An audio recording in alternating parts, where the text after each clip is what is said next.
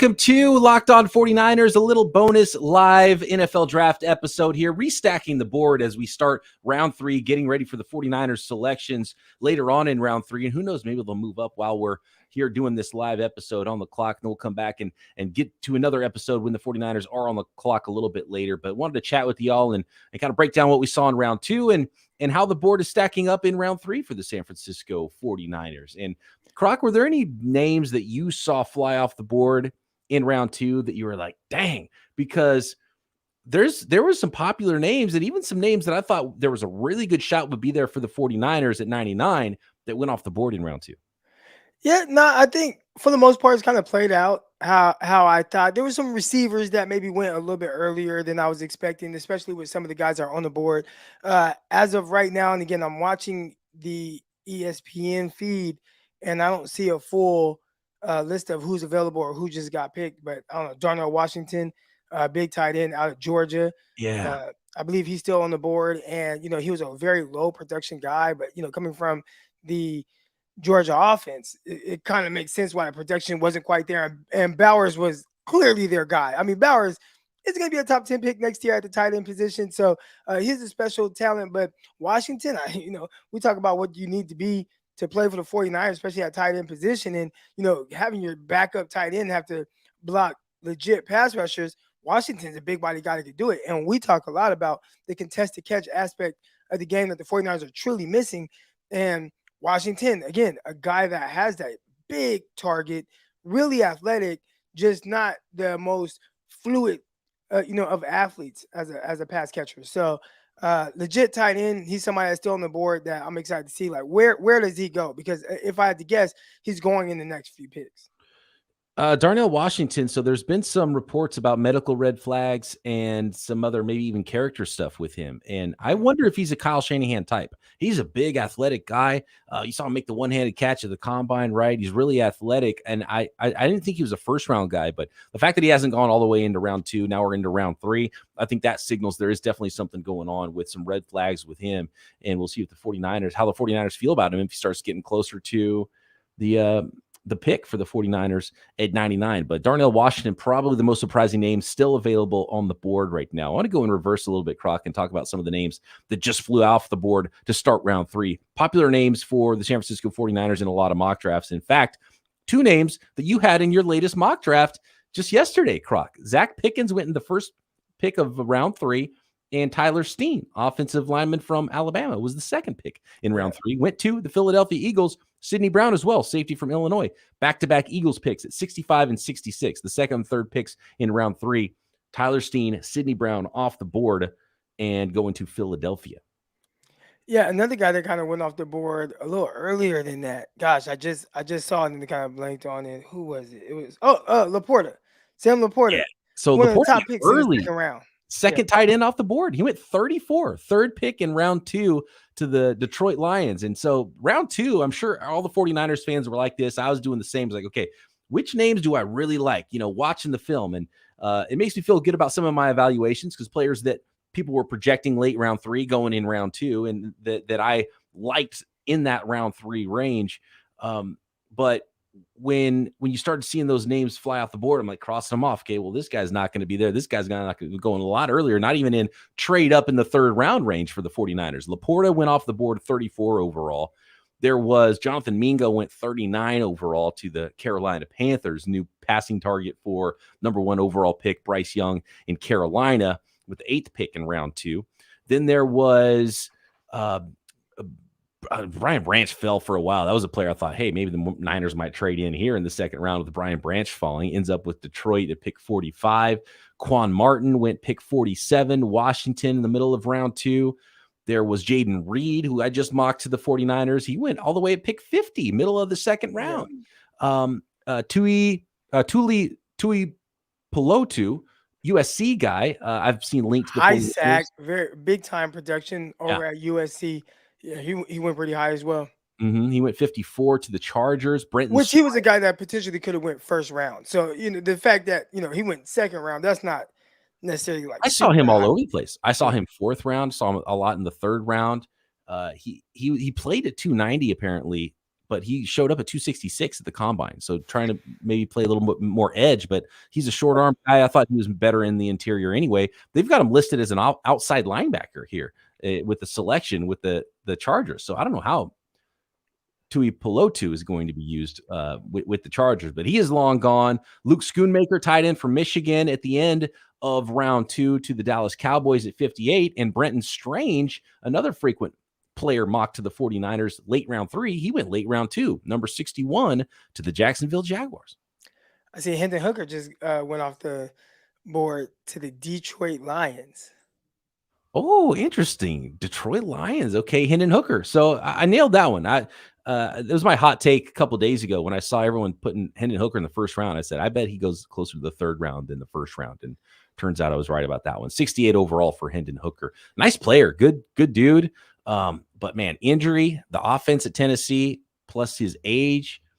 I mean, he's 3 years older than Trey Lance, man. Going in round 3 to the Detroit Lions. Did Jalen Hyatt get drafted yet? He's still available.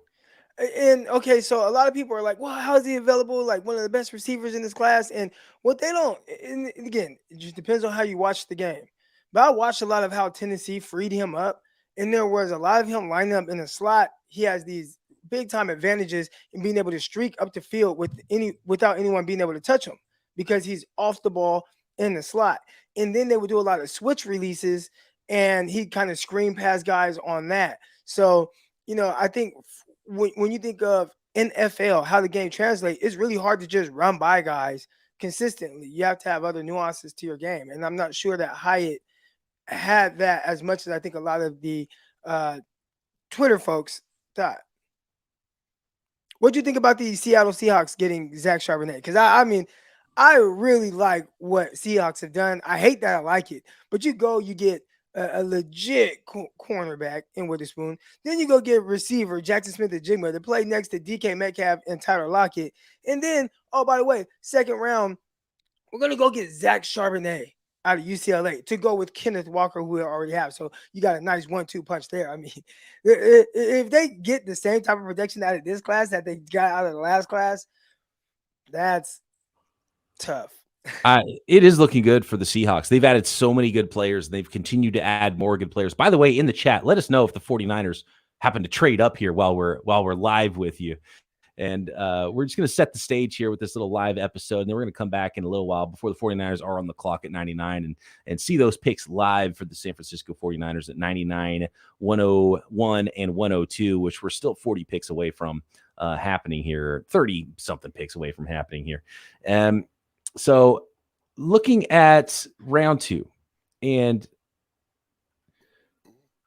who's left for the 49ers in round 3 here. And by the way, so let me count it actually. Hold on.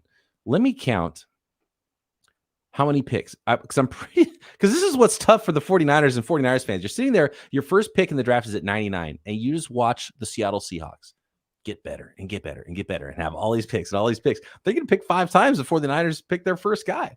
The Rams even have a lot of picks for once in this draft. They didn't have any first round picks, but they picked early in the second round and grabbed an offensive lineman there and have a bunch of picks before the Niners pick too. Niners already have a good roster, so those teams are playing catch up with the Niners. And then as soon as 99 hits, then the 49ers dominate the rest of the draft with 11 picks. But for right now, it's tough seeing teams like the Seattle Seahawks keep drafting good players. But Zach Charbonnet doesn't really move the needle for me. They already got Ken Walker, so they drafted a backup running back in the second round. Good job. I don't think yes, he's a backup, but it's a legit 1-2 tandem. Sure, yeah. I mean, but with everything else that they have, so it's not like, okay, you just got this running back and it doesn't move the needle. And again, we don't know what guys are going to be at the next level, but just kind of like what I've seen from Zach Charbonnet, I identified him as someone that was a good football player. So you didn't just get Zach Charbonnet. You got Zach Charbonnet to go with Kenneth Walker, to go with newly drafted guy who is everybody. Matter of fact, most of the NFL scouts and teams only had one receiver with a first-round grade, and it was Jackson Smith-Njigba, and the Seahawks got him to go with DK Metcalf and Tyler Lockett. They're building a squad. The Charbonnet pick, he's a good player, but that doesn't move the needle for me as much as a lot of the other moves the Seattle Seahawks. He carried UCLA. Like him and DTR did something, but it was a lot of Zach Charbonnet doing the heavy lifting.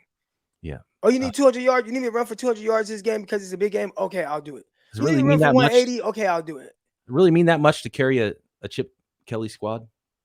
It did for for them this year. Past year, they were good. And a lot of it, I mean, Zach Charbonnet, I mean, Tank when they Dell. needed plays, he made plays. He's a legit 3-down back.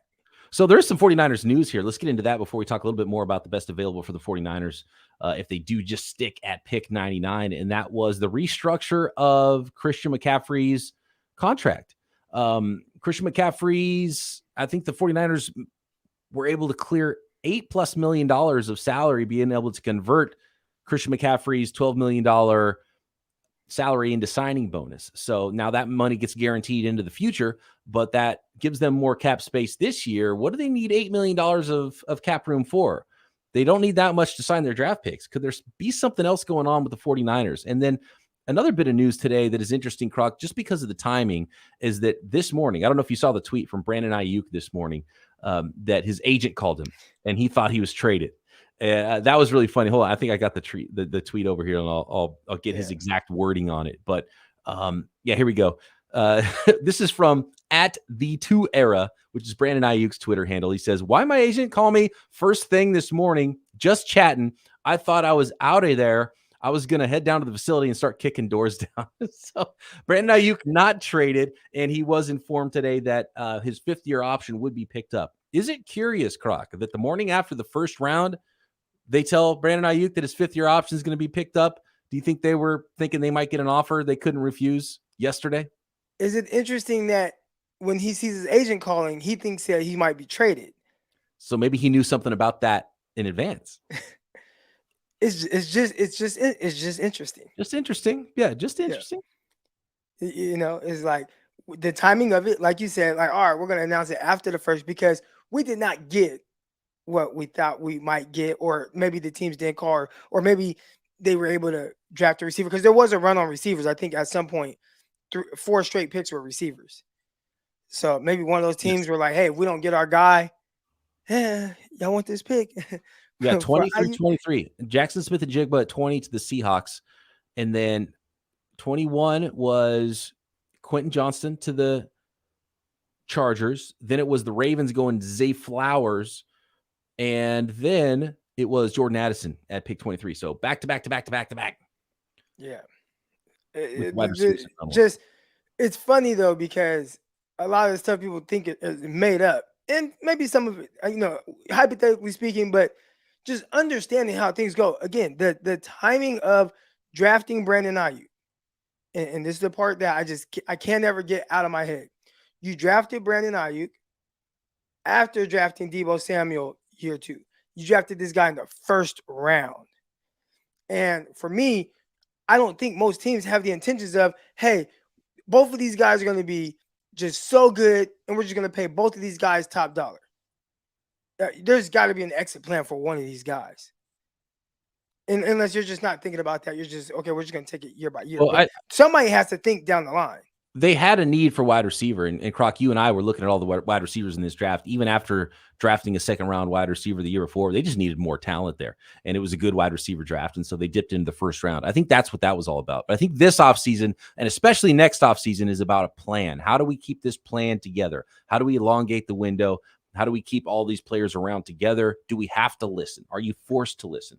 We heard that Mike McGlinchey last offseason, they were forced to listen. Next offseason, it might be Brandon Ayuk that is in that same boat, because that was going into the 5th-year option year. Next year, Brandon Ayuk is going to go into the 5th-year option year. So it might be easier for the 49ers to trade him then than it was this year. I have to imagine it would have to be a hell of an offer for the 49ers to move off of Brandon Ayuk this year. But I do think they were prepared to listen, at least if that offer did come, down the phone line Thursday night, which apparently, obviously now it did not.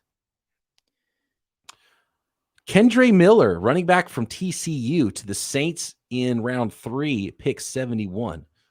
I'm not familiar with Kendre Miller. Did not watch him a lot. Croc, did you watch him at all? No, I'm watching his highlights right now. I watched him play, but it's not somebody that I like. When Zach Charbonnet, when he went off the clock, like I watched a lot of him. Bijan Robinson, when he went, like I watched a lot of Bijan. Same with Gibbs.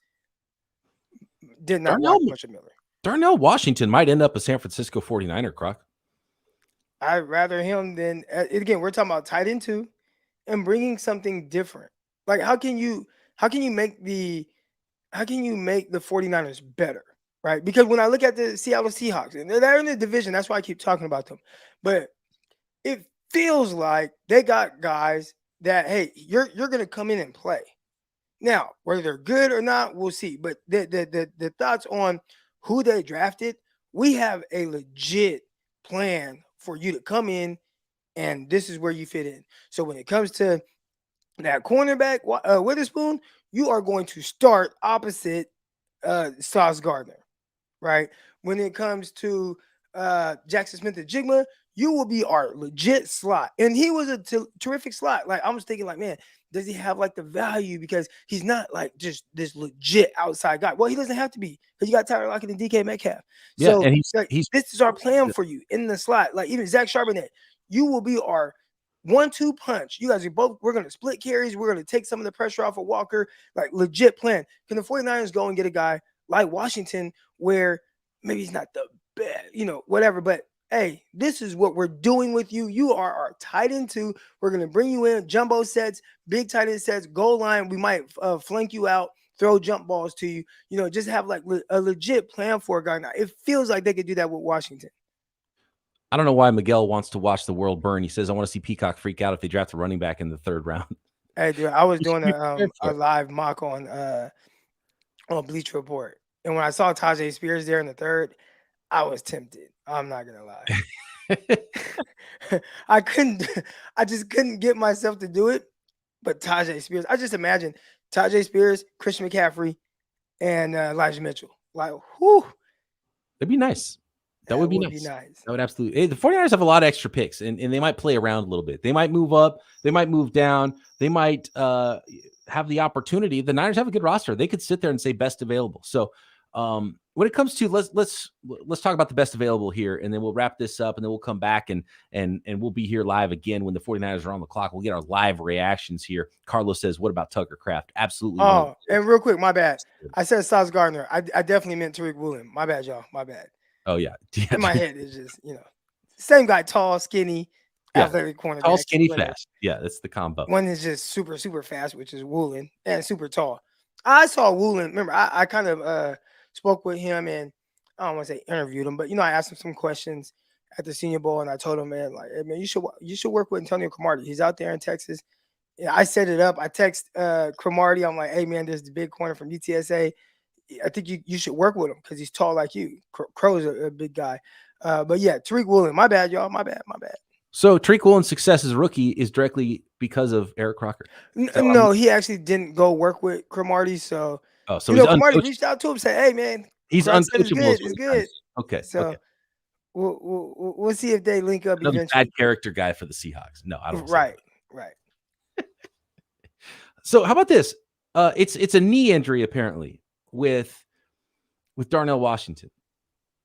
If he's at the top of the 49ers board and he's there at 99, do you pass on him because of the 49ers, what they're dealing with, all these injuries? We've seen it with Javon Kinlaw. He had the previous knee injuries coming into the draft. It's like, this is a red flag. Some teams don't have him on their draft board. 49ers like, we don't care. This is how good a player he is. And then guess what? He's not available for you. Do you worry about the knee injury if Darnell Washington's there at the end of the 3rd round, Croc? I agree with Curtis Mason in the chat. He says with Shanahan's track record in the 3rd, they might trade up, not for a kicker, but for Darnell with a bad knee. So Darnell Washington, clearly, he's the top guy on most boards, and nobody expected him to be here in the 70s now as we stand here in the 3rd round of the NFL draft, about 30 picks away from a little over 30 picks away from when the 49ers are going to select. Jalen Hyatt, wide receiver from Tennessee, his teammate Cedric Tillman, have seen them mocked really high. They're both on the board. Tommy Adebawore, from Northwestern. He's a really interesting player for the 49ers that I think would be high on their list. He's fallen a little bit, which is really surprising. Combine freak. He's an outside in player. Could absolutely be a perfect fit for the 49ers. How they like to utilize their edge players where they start outside and can move around. And they've been moving their defensive linemen around even more than ever before. So you got to wonder if there's something else with Adebawore that he's still around here getting deep into the 3rd round. DeJuan Jones, if we're looking at offensive tackles, he's an oversized offensive tackle. The 49ers, Kyle Shanahan, like, spent an entire first-round pick just to get Trent Brown out of town. And that was my comp for DeJuan Jones, was Trent Brown. I don't think that'll be a fit for the 49ers, even though they've gone bigger on the offensive line in recent years. Jalen Hyatt off the board now. You mentioned his teammate as well, and I remember there was a time where I was high on Cedric Tillman. He went crazy in 2001. There were a few games. His best games was against like Georgia and Alabama, going for like 200 versus Alabama, like 180 versus Georgia. Like, he had some magnificent games. But then this year he kind of got hampered with injuries a little bit. And obviously to see him miss most of the season, Jalen Hyatt picked up where they were lacking with Tillman. But Tillman coming back, not the most explosive receiver. But again, I'm looking for someone. Can you bring a specific role to the 49ers? And Tillman can, but I look more to the 5th or 6th round with Tillman. Outside, like, there's nothing about him that like pops to me. I would take him higher than you took like Juwan Jennings as prospects. But the thing that jumped out to me with Cedric Tillman is he commits offensive pass interference on every play. And I wonder if that's going to get called in the NFL. Hell no, they don't care about cornerback. They don't care. So draft him. Yeah. So looking at some of the players for the 49ers, and yeah, these are 3 of the names that should be on the list in the chat here. So Ji'Ayir Brown, Isaiah McGuire, Corey Trice, absolutely. Those are still names, and those are the players I expected to be there for the 49ers late round 3. We'll see if they do get there. Those would be names I like for the 49ers. Blake Freeland is still available for the 49ers. Feel free to throw in some names, Croc. I know you like Riley Moss out of Iowa. I think he would be a player that would be considered. If you're looking at tight ends, it's coming down to Darnell Washington and Tucker Kraft out of South Dakota State. And those are the best tight ends available. Those would be very interesting players as well for the 49ers that I thought might have gone ahead of some of the tight ends that have already gone off the board. So absolutely in play there, in my opinion. Do you go at this point team need, or do you just kind of, and again, I think the cookie cutter answer is match team need with best player available. Right. But I think at this point, do you just go best player available and forget like the team need aspect of it? Because again, how many guys are you planning on making this roster? So just go with best player and go get you a good football player, and then just you know obviously have a plan for them, but it's easier to plug that in than trying to go after like a specific need. Yeah, no doubt. I mean, if there's a big, tiebreak, need is the tiebreaker, and that's how I would try to attack every draft if I'm a GM. Is if Cedric Tillman to the Browns, I was dead wrong. So was that Cedric Tillman? I said he felt more like 5th round, but okay, there he goes. So. He's gone.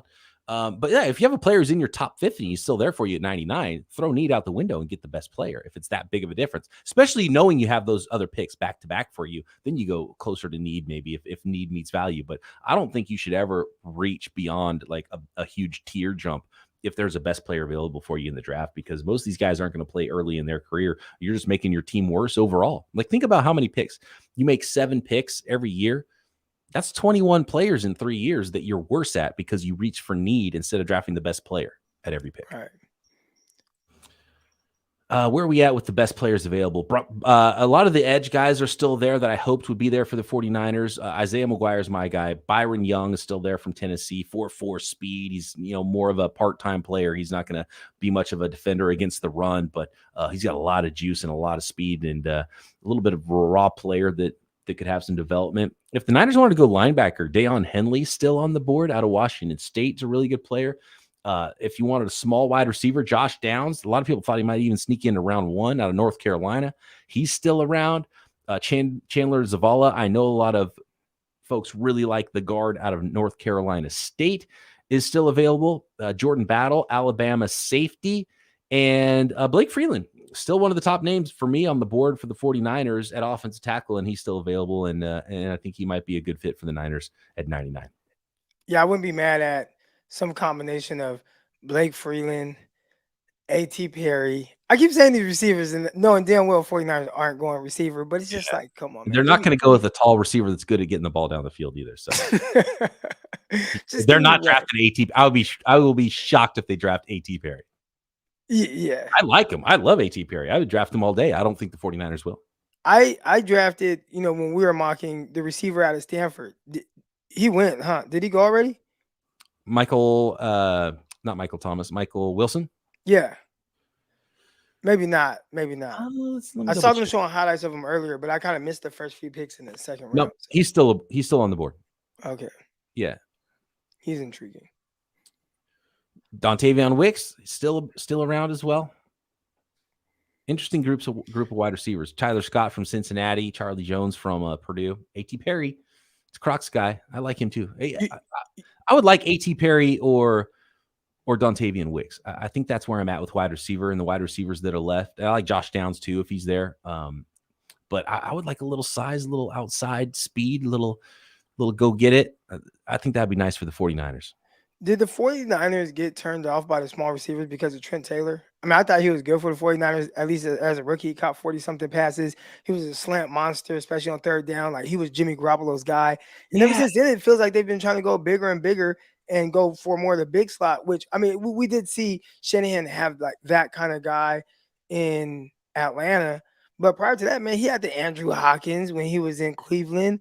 And he's really kind of gone away from what we know as more of a traditional slot, the quick guy. So we look at Downs and, how could he complement Deebo Samuel, Brandon Ayuk as more of a pure slot guy? And you can move guys around, stack them, bring them into tight splits and still run routes from that way. But just having like that true slot receiver, you don't quite have that. Yeah, now that I think about it, Josh Downs might be a really nice fit for the 49ers because he's got some run after catch ability that I think Kyle Shanahan would like. He's not very big, 5'9", 171, but he's a playmaker, slot type receiver. The 49ers haven't gone that little slot aside from signing Ray Armstrong since they drafted Trent Taylor. Right. Ray McCloud. Or Ray McCloud. I always do that. Ray McCloud, who's going into the last year of his contract, by the way. So Josh Downs, A.T. Perry, I could see it for the 49ers there in round 3. Any other names you want to throw out there? Any other ideas you want to throw out there for the 49ers before we end this bonus live stream and then come back before the 49ers are on the clock? Yeah, so do we just end this? I mean, we have 200 people in here. So do we just end this and then just, okay, we got to come back and build it back up? Oh, it'll build back up. It'll build back up, no doubt. Yeah, we'll come back. It's going to be an hour before the 49ers pick again, unless you just want to stay live for a few hours. Well, I know you have a different kind of setup than me. I can hang out with them. I don't got nothing going on. So I'm just watching the draft with the people. I mean, unlike Croc, I have a life, so I have things I can do in my life. My life right now is looking at my daughter. She's laying on my couch in my office with my cat. If you want to stay on live, and I'll just come back in like 20 minutes. Yeah, okay. I'll stay on. All right. And then you just come back. All right, we'll just keep this one going, and we'll be live all the way through the 49ers pick at the end of round 3. All right. See you, Peacock. All right, be back soon. All right. Forget that guy, man. We ain't need him we ain't need him anyway. All right. So yeah, I'm Eric Crocker. This is my show now. We got air horns going. We about to party now, guys. All right. So it's turn up time with Eric Crocker. This is my show. All right. We're gonna applaud. We're gonna clap it up for me because this is my show now. We don't need Peacock. All right. All right. Nah, but on a serious note, how the Warriors doing right now? I love when I ask questions and I know the answer to it. Last I saw, they were down a little bit. All right, don't start leaving the chat. Let's talk some of these players. Who are some of your favorite players that are available? That's what I want to know. Then maybe we can talk about some of those prospects. I see Mapu from the Stingers. My guy Brian Peacock brought him up. All right, and he's kind of this hybrid. Really, he got drafted to the New England Patriots. All right, but look at Sacramento State getting some love on TV right now. That's pretty cool. He feels like I think watching Mapu, that's what we were expecting Talanoa Hufanga to be. If y'all remember, kind of the knock on Talanoa Hufanga was not the fastest guy, but he had size. Are they going to make him kind of like this will linebacker? And obviously he's been more of a true safety for the 49ers. But Mapu, he's kind of that tweener as well, where it's like, okay, safety, linebacker, they play him in the box, but he's kind of, he has size, has instincts, things like that. Played very well for Sacramento State. So, hey, man, he's holding it down for the Stingers. Stingers up. All right, Sac State Hornets. That's what's up. That's what's up. Josh Downs. All right, let's talk about Josh Downs a little bit. All right. So I have a buddy. Shout out to my guy Malik. He's from Gwinnett. And he's really tight with Josh Downs' family. And he has nothing but just high praise for Josh Downs and the person that he is, let alone the player. Okay, the player, he's awesome. Awesome receiver. There are some people that thought he should go first round. All right. I didn't think he'd go first round, but there are some people. I actually could have seen him maybe go second round because looking at how some of these receivers are drafted have been going. But my guy has been so just convicted that Josh Downs, as a person, his work ethic, his preparation, not partying, going out, taking care of his body. If he had to go, he'd go spend hours taking care of his body in high school. So whoever gets Josh Downs, that's the type of player that they're getting. That is the type of player that you're getting. Croc, do you feel the Cardinals set themselves up to go after Caleb Williams next year? Nah, I don't think they're thinking about Caleb Williams at all. You drafted Josh Rosen in the top 10, and then obviously you draft Kyler Murray, number 1 overall. You pay Kyler Murray a ton of money. I just don't. I don't see that. I don't see them doing anything like that. I think obviously for us, it feels like it's like, man, you signed this little guy and he ain't won nothing, and he's not even a good leader, but you got to pay him all this money, and maybe that's just the market for quarterbacks. But I think that's over with. That's over and done with. Green Bay Packers, they've done well. Obviously, a NFC team that the 49ers potentially have to face in the playoffs. We'll see how Jordan Love does. But I like what they've done. Okay, they got another tight end. So they doubled up on tight ends. They got the big kid out of Oregon State. I like that for Jordan Love. Then now they got Tucker Kraft, another tight end. This one from South Dakota State. They got a receiver as well. And it's like, I'm pretty sure Aaron Rodgers is watching this like, you couldn't have done this for me. You couldn't have drafted all these pass catchers for me. Let's see what type of player Tucker Kraft is. First play. Oh, little tunnel screen to him. Little run after catch action. Little George Kittle-esque. Hold on. Now, how is he as an inline blocker? He looks like a wide body. For a guy that's 255, he looks much wider than that. Maybe it's just really cold over there in South Dakota. But I saw someone in the chat mention Kraft. It looks like 49ers won't have a chance to get him. Bucks are the ones falling for Caleb. Listen, there was a team I thought was setting themselves up to get Caleb, and I thought it was potentially the Houston Texans when the reports were they were trying to trade away from number 12. But all along, it's like they're trying to trade up from number 12. Move up, and then they drafted Anderson.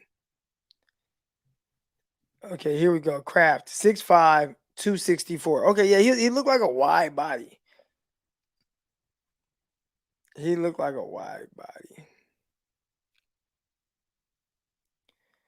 Are there any players right now? And maybe I need to like kind of make my screen so I can see like multiple things right now because I also want to know who the heck is available. So let's go to NFL.com, baby. Who's the best available? Josh Downs to the Colts. Now that's a good signing because listen, they had Alec Pierce. I really like Alec Pierce. Obviously, they got Michael Pittman. I like Michael Pittman. I think adding Josh Downs to that and saying, all right, you're going to play in the slot, that's a nice little trio of young guys for Anthony Richardson. So I kind of like that. I like that. I'm telling you, man, my guy, he won't steer me wrong. He said, man, Josh Downs, the person, the work ethic, A+. A+.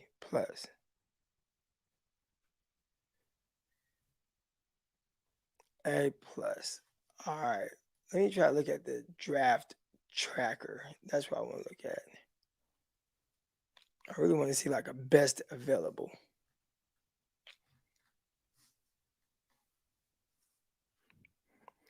Promise you, Travis. Problem is, your whole draft is dependent on if you have a QB. Easier to draft when you have a top end QB. That is true. That is true. Much easier. Much easier. Right? I mean, just think of the drafts, even with the New England Patriots. Their drafts weren't always great, but it didn't matter because they had Tom Brady. Now you don't have Tom Brady, you start to feel that more, right?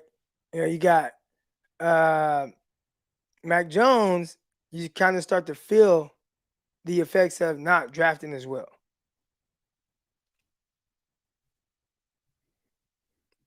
Where did Jamie Robinson go? I'm over here trying to look at best available.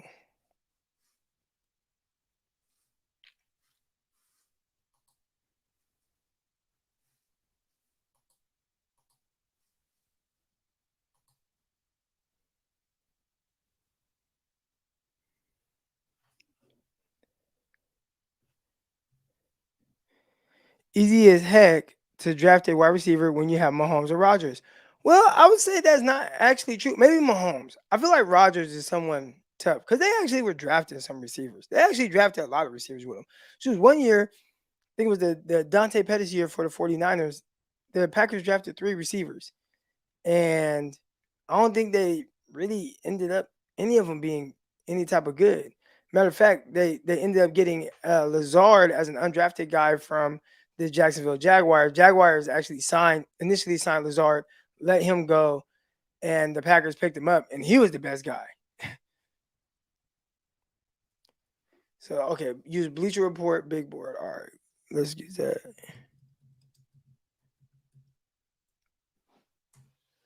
Shout out to Bleacher Report. I was on Bleacher Report the other day. Good stuff.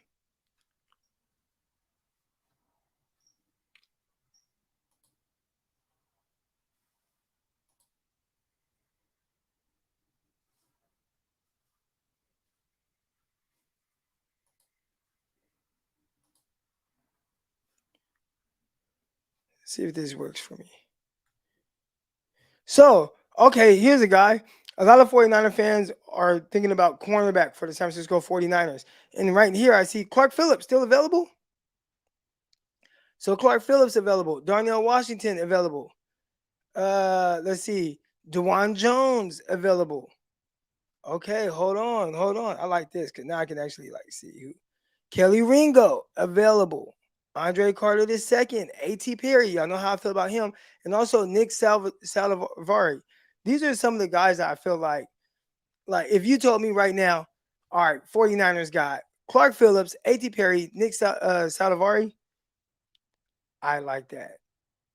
I would not be mad at that at all. Again, Clark Phillips, A.T. Perry. Nah, I'm going to join your little list. I would like that.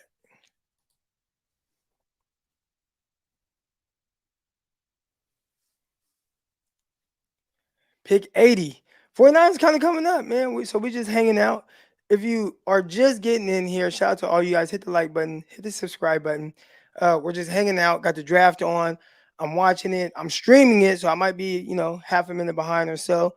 But we're checking out everything that's going on, anticipating the 49ers, seeing who's falling, guys that are available that we maybe didn't think would be available. You definitely end up seeing a lot of that.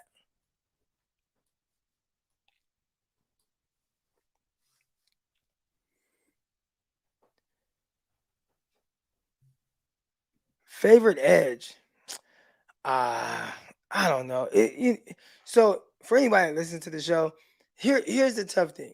Once you start getting in the 3rd round, 4th round, it's like a lot of these guys have inconsistencies in their game, not as well rounded. So, do I like one guy more than the other? There's some guys for me at this point is just what skill set do they bring that maybe another guy doesn't? And that's what I focus on more. So not even just like the overall player, but just what do you bring, that can really help the 49ers potentially like right now?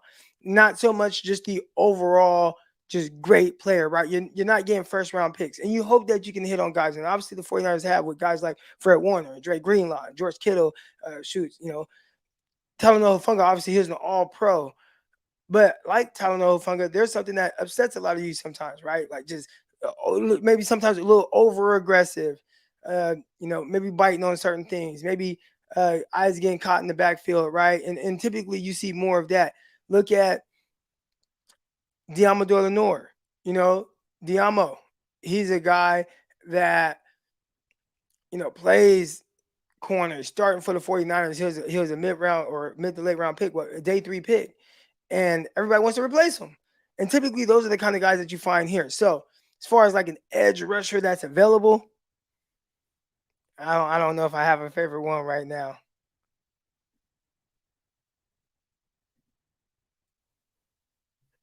I see the Kings are up 10, or at least what I'm looking at right now on the Warriors.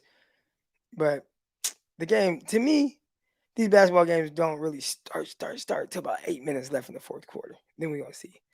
And the Warriors, the way they're able to shoot threes, man, I don't get excited until late if I'm a Kings fan.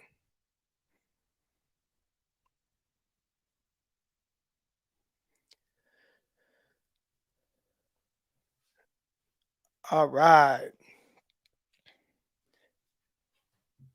Darnell Washington still available. So the reason why Darnell Washington is likely available still is because what Peacock said, something with his knee. Something with knee. So if you guys are like, man, why is he sliding like this? Like, this is not a guy that people projected to be drafted closer to 4th round than 2nd round.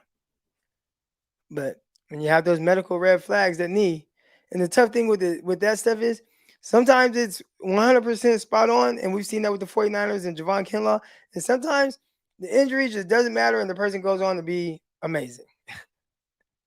Person just goes on to be amazing.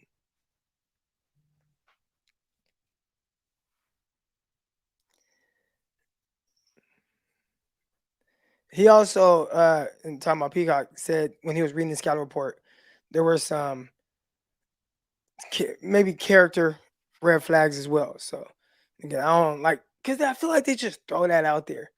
You got some character issues, right? But that's tough once you start getting tagged with those things.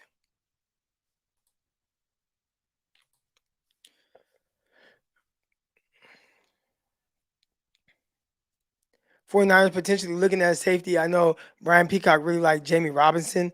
On Bleacher Report's big board, he's the 87th overall player. So, if we're talking about pick 99, him, being there in that area, like that would be really good value. I think safety is definitely a position that the 49ers should look into. Again, not necessarily a big need, but you got Hufanga, you have Gibson, and then after that, you got some special teams guys that you really like. But as far as passing the torch, right? And you had Jimmy Ward for a really long time. Right now, you have a stopgap with Gibson, who was contemplating retirement. So you have to start to kind of figure out the long-term plan there. And I did like to hear John Lynn say, they do draft guys that they can see sometimes come in and play right away, but some of these picks aren't just for this year; it's for next year, it's for the year after that. And I think a guy like Jamie Robinson would be closer to, hey, we're thinking kind of long term, but we really like the talent in the 3rd round. And the good thing with guys, especially this late in the 3rd round, if you hit on them, great. If you don't, who cares? It's not a 1st round pick, not a 2nd round pick where it's like, hey, we kind of got to try to force. It's not even a high 3rd. It's like, late 3rd round pick. Yeah, we drafted the safety. Okay, let's see if we like him. Okay, nothing really. Okay, what we can still go and draft a safety 1st round. All right, I see in the chat from my guy Brash Cat. He says Tajay Spears gone. Dang. I like Tajay Spears. I ain't gonna lie. I say dang as if the 49ers were really gonna get him or something, but he really is nice. He really is nice.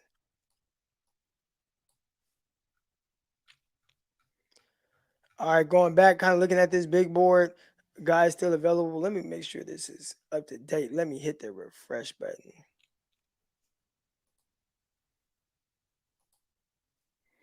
All right, here we go. Clark Phillips, Darnell Washington.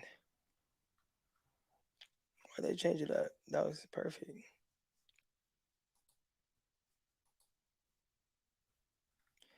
Yeah, Clark Phillips, Darnell Washington, Christopher Smith, Devon Achane, explosive running back there. Dewan Jones. I mean, Dewan Jones, Bleacher Report has Dewan Jones listed as the 40, 41st overall player. 41st overall player, still on the board. Clark Phillips, they have him as a pretty much a first round guy, 25th overall player. So there's good value still left. I'm all about value. I am all about value.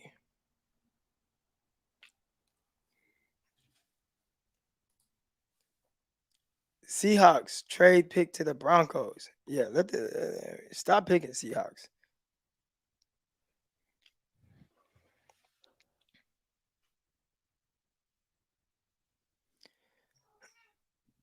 This is a good question here. Do we actually take all three of our picks in the third? Um, if I had to guess, I say yeah. I say yeah. But again, they did talk about how they were trying to do a lot of movement stuff last year, and I say they, but John Lynch talking about, hey, we tried to move, but teams weren't biting. They weren't trying to help the 49ers out. So maybe they do try to move around a little bit. Croc, at this point in the draft, are you favoring a player with production or one with tools? Ooh, that's a great. See, I'd say at this point, the production, uh, the cookie cutter answer is I would like to have a healthy balance of both. And you don't have to be the most productive guy. When I do not having a lot of production, especially kind of looking at the situation, but like the receiver from Ole Miss that everybody loved. I'm watching where he got drafted. He got drafted in AJ Brown. He got drafted in AJ Brown range, and a lot of people think he plays like AJ Brown. To me, he plays like a late third round version of AJ Brown, and did not have nearly the production as AJ Brown. And now there's a reason why, like maybe he missed some games because of injury. Because remember, DK Metcalf, he missed some time that last year with the neck injury, and I'm gonna say only had like 500-600 yards, but he was leading the team when he got hurt, and then he just did, he got hurt. So I understand the drop off in production, but if you played all these games and you're still not as productive, maybe you can put some of it on the quarterback, but I don't know. I listen, man. I agree. I okay. When I say overrated, just because with how guys are talking about him, I will never tell y'all what a guy is, or excuse me, what he's going to be. All right. So you got people labeling some of these athletes a bust already before they've even stepped on the field. You'll never hear me say anything like that. Never ever. But what I will say is when we talk about Mingo being overrated, it's more so about uh how I feel like they're talking about him right now as a prospect. And that's the part where I'm like, if you tell me he goes off and he starts to go crazy in Carolina, cool. But with what I saw in college, it was just poor man's AJ Brown. But he got drafted where AJ Brown got drafted. Now maybe it was just a mistake for AJ Brown to go where he went, but it always felt like those receivers are going to kind of go in that range. DK Metcalf, Debo Samuel, AJ Brown, they were going to kind of go in that range. DK went a little bit further, but again, he had the neck issue that I think teams are really worried about.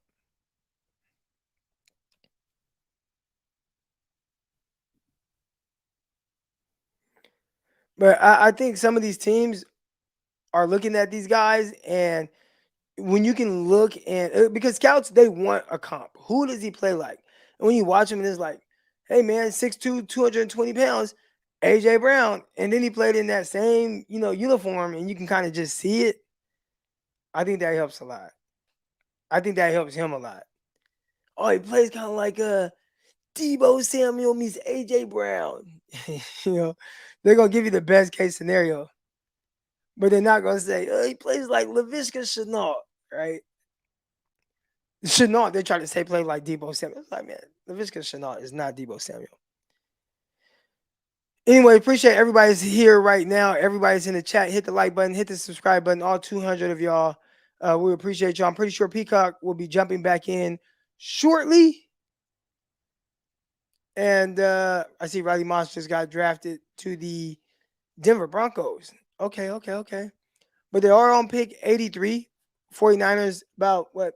My math isn't great, but 16 picks away. Is that right? Blake Freeland is still there. Blake Freeland is truly a clone of Mike McGlinchey.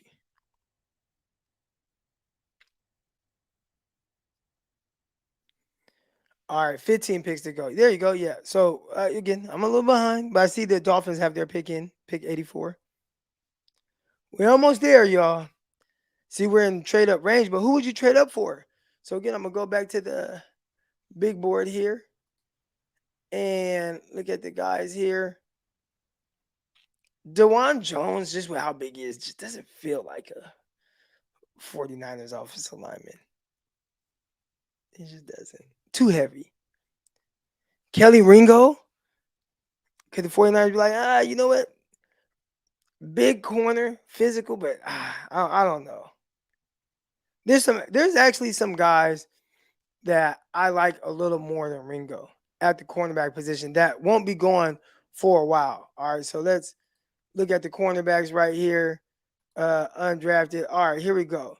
Let's look at some of these guys. Mekhi Blackman, Eli Ricks. There's some more that I really like here. I watched a lot of Catrell Clark out of Louisville. All right, DeJordan Strong.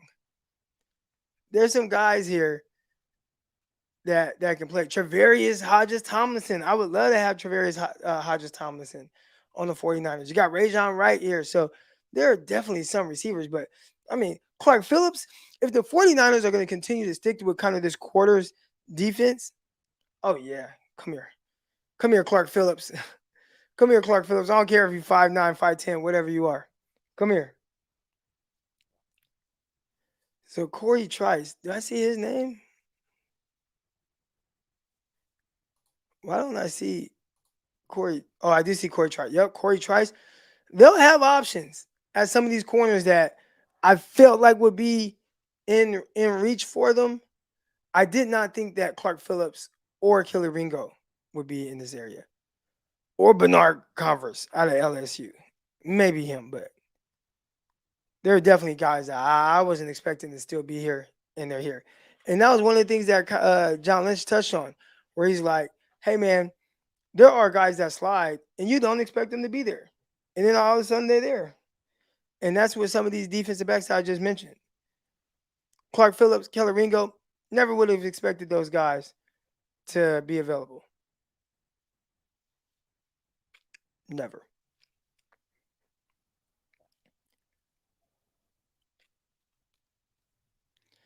Now, Ringo, I can see a little bit more, but. All right, let's see here. Check on the Kings Warriors. Looks like Warriors are still down double digits. Very interesting. They're not supposed to lose at home. So we're just assuming they're going to come back, right? That's what's going to happen. They're just going to come back and win.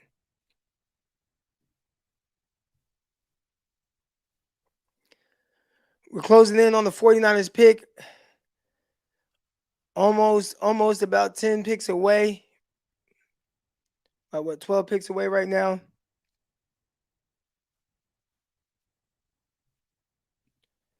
We got Brash here. He says, 49ers Locked on 49ers. This is a deep draft for CB. Seems like there's so many that could be drafted. And there's some that we watched and I was like, man, I really like this guy.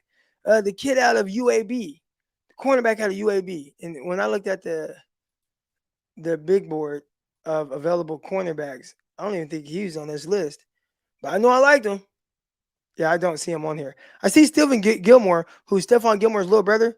I watched him in person at the Hula Bowl. I was there, and for those I train athletes. I train defensive backs. I had a kid from Vanderbilt out there at the Hula Bowl, so I'm up close and personal. I'm watching them. I'm on the field, and I was like, This is a tiny guy. He is tiny. Stephon Gilmore's little brother. Tiny in weight. If I had to guess, he weighs like 150, 155.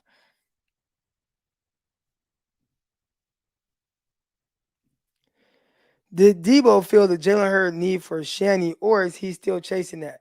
You know what? That's a great question. It's something I haven't thought about, right? All the things that we talked about Jalen Hurd doing, Debo Samuel has done for the 49ers. So, yeah. I did not watch Gilmore's film, but I watched some games with Gilmore playing, and then I watched him practice up close and personal. Felt like kind of for a guy that was so tiny, if you can think like out there, it looked like Cat Williams playing cornerback, like the smallest guy, but like kind of loud. I was like, man, he carried himself very well, with a lot of confidence. He was out there, he was talkative, he was communicating to all of his teammates, but he was just skinny. And he didn't do himself any favor. Listen, if you are really skinny, there's little tricks that you can use. Don't pull your socks all the way up really tight if you got super skinny legs. I got skinny legs, and especially when I was younger. So I had to learn how to make my legs look bigger. You got to scrunch the socks up. Gilmore did himself no favor. He's put his socks all the way tight, and he had the stuff. I'm like, oh gosh, he looks nasty. He looks skinny. I just want to give him a cheeseburger. Oh, give him a cheeseburger, man. He was skinny. And look, I'm not one. There's some guys that have been drafted that are skinny, right? Like I remember looking at Sauce Gardner. He's like a long, lean corner. Looks thin, but he's really not like that. He's just kind of built like that. And some of these other guys, even like Akilla Witherspoon, he was 6'3", 200 pounds. Like, but he was like this long, lean guy. Gilmore, I got somebody tell me what Gilmore weighed in at the combine. I'm guessing 163. I mean, he looked tiny.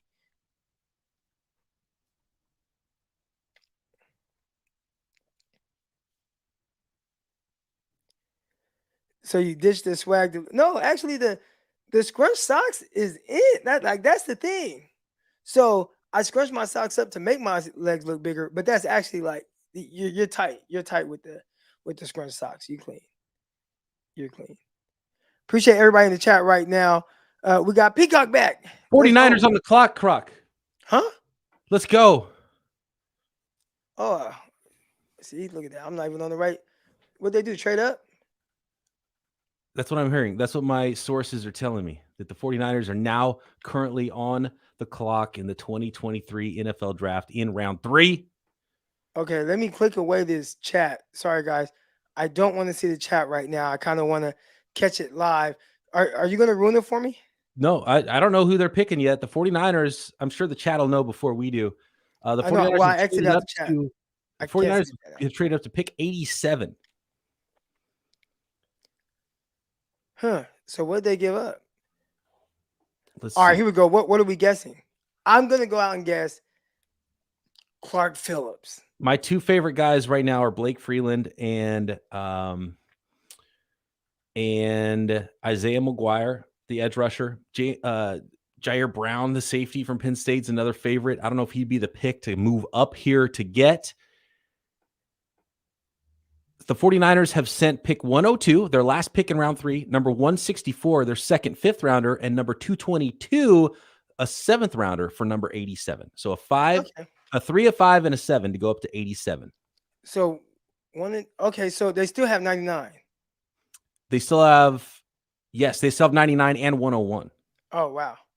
Okay, nice. I guess we knew that they wouldn't use all 11 picks. I love it. Yeah, and they still have their first 5th rounder at 155 as well. Yeah. And would not at all be surprised if they moved up into the 4th round, because again, they're not going to use all those picks. They don't need to. No.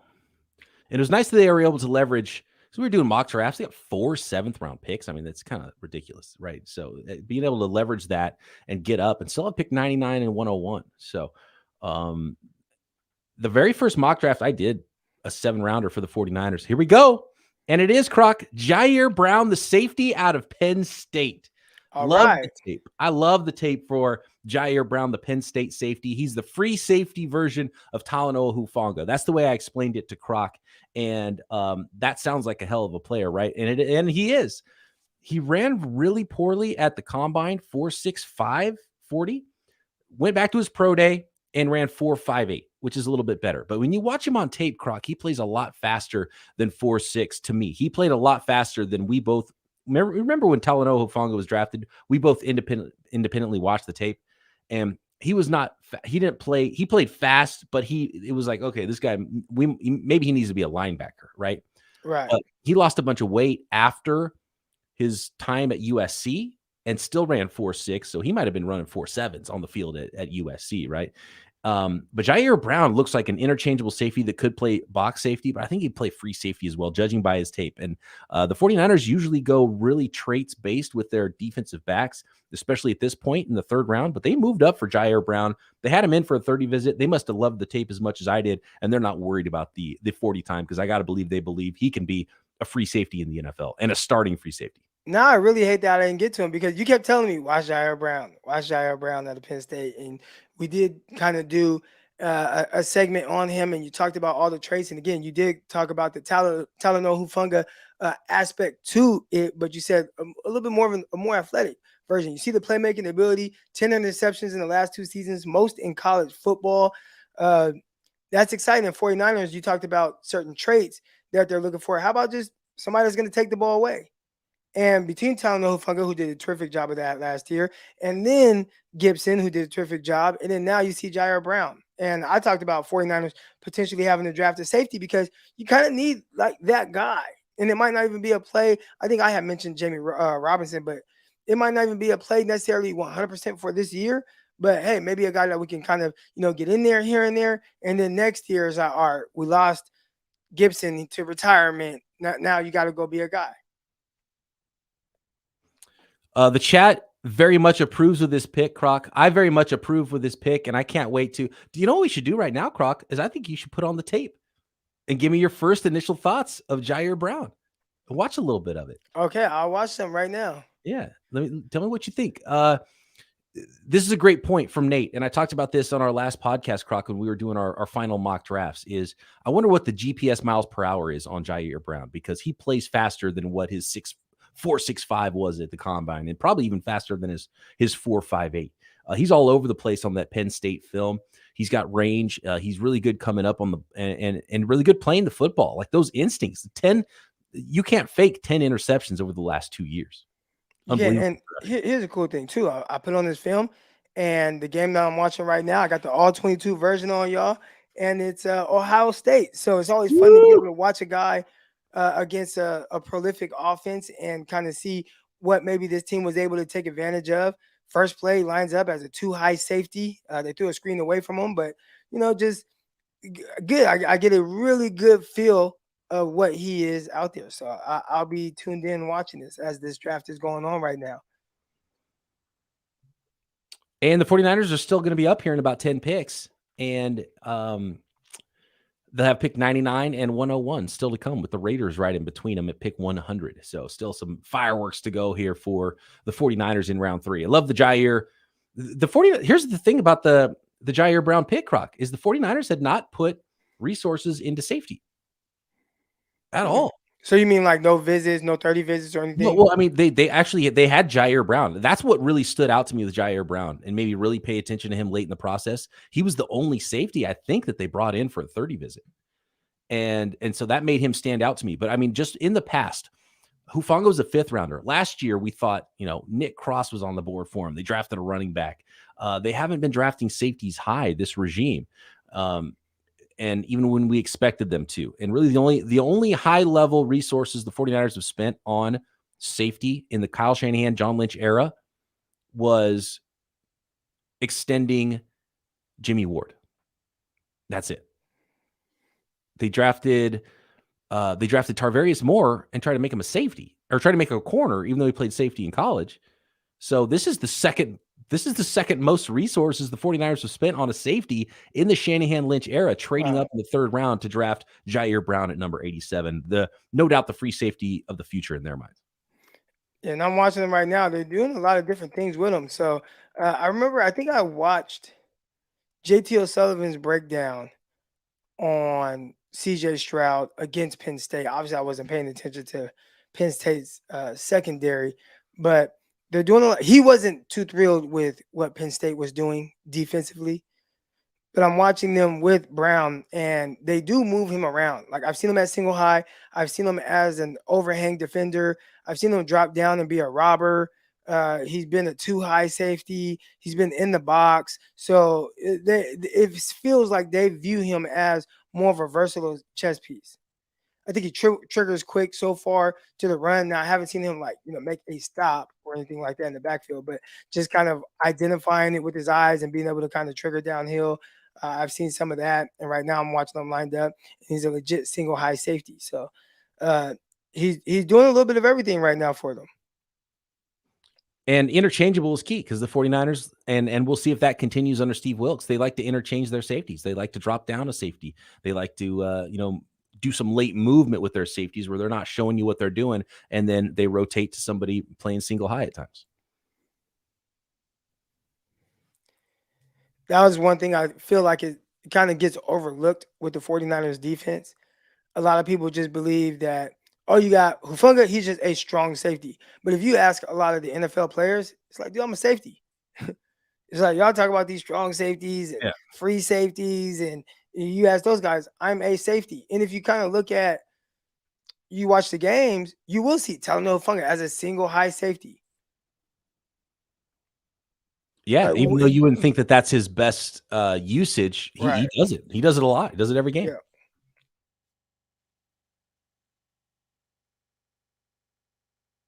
Dante says, what did we offer to move up? So once again, let's go over what the trade was. The 49ers traded their last pick in round 3, pick 102. So they still have number 99 and 101.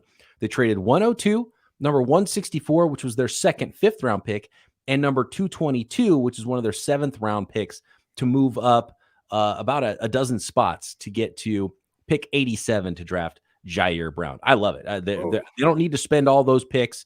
I think it was the perfect area for the 49ers to trade up to. When I did my first 49ers mock draft, I had to move it up one pick later. I had to move up to pick 88. I think it's perfect. It was the perfect for what it would cost to get the 49ers there. They don't need to spend all 11 draft picks. Heck, they could still move up again from the 5th round and maybe get towards the 4th round area if they find another player they like this following, just to close that gap a little bit. They can move down too from 101.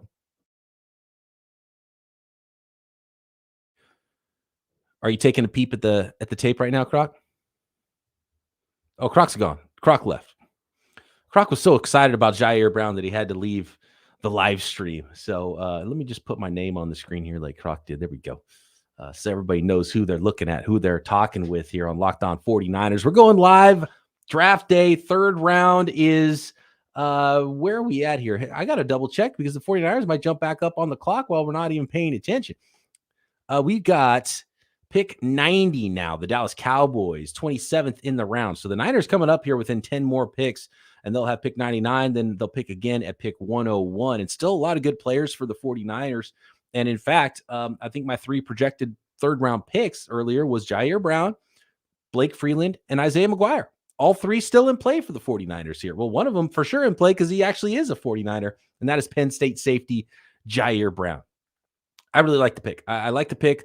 I like the player, and I like the 49ers were aggressive to find themselves what they fully believe, I'm sure, is a starting free safety to pair long-term with Talanoa Hufanga, even if Ji'Ayir Brown this year is just sort of a reserve safety, a 3rd safety, while Tashawn Gibson, finishes his 1-year contract with the San Francisco 49ers, and then, perfect turnover there to hand it over to the young guy after he gets his feet wet in the NFL. Because look, let's be honest here. We're going to get excited because these are the first picks that the 49ers have made in this draft, but it's not like these are 1st round picks. So we can't expect all these guys just to be superstars and starters right out of the gate. Even though the 49ers have done so well with some of their picks in recent history, especially in the mid rounds in that 5th round range. Welcome back, Croc, by the way. Thank you. My laptop was about to die. I had to switch the camera. But I do wish that Ji'Ayir Brown showed just had on paper a little more speed. Mm-hmm. And I think watching his film, and I'm watching it right now, so you're getting kind of a live analysis on what I think. And I think he plays around 4'6". Okay. And You think he's legit 4'6"? I thought he played a little faster. I mean, he's clearly not a blazer like running 4.4s, 4.3s, but he clicks and closes. Like I yeah. just saw him. Well, he identifies something and he can see it. I think he plays well with his eyes. And he fired down, boom, banged the guy, like hit him hard on a crossing route coming from across the field. He identified it, saw it, drove down on it real quick. So he plays fast from that standpoint. But when I watch him kind of out in space, that's when I can see, not the most twitched up, and not the most fastest when it's like, oh, okay, I got to turn and run. Can he be that guy? So I start to think of where the 49ers utilize him. And maybe that is kind of like a little bit more of what we saw from Gibson this past year. Again, Gibson's a ball hawk. He's a guy that, we see 32 career interceptions. It's crazy. He was everywhere. Every time he needed to be somewhere, he was there. Yeah. And especially when you're watching the broadcast tape, because that's what's funny when safeties, and if you're watching just the broadcast in the game, the safeties a lot of times aren't in the screen, and you see a ball go in the air, and you're like anticipating what's going to happen right now. Deshaun Gibson's right there, cool, and so I think there's some similarities with Ji'Ayir Brown's game and Deshaun Gibson's game. And look, what do you think Deshaun Gibson would run right now? Right, that's what I'm saying. So it looked like Gibson, but Gibson in his prime, Gibson to tell you, I am old. Like, what was I in my prime?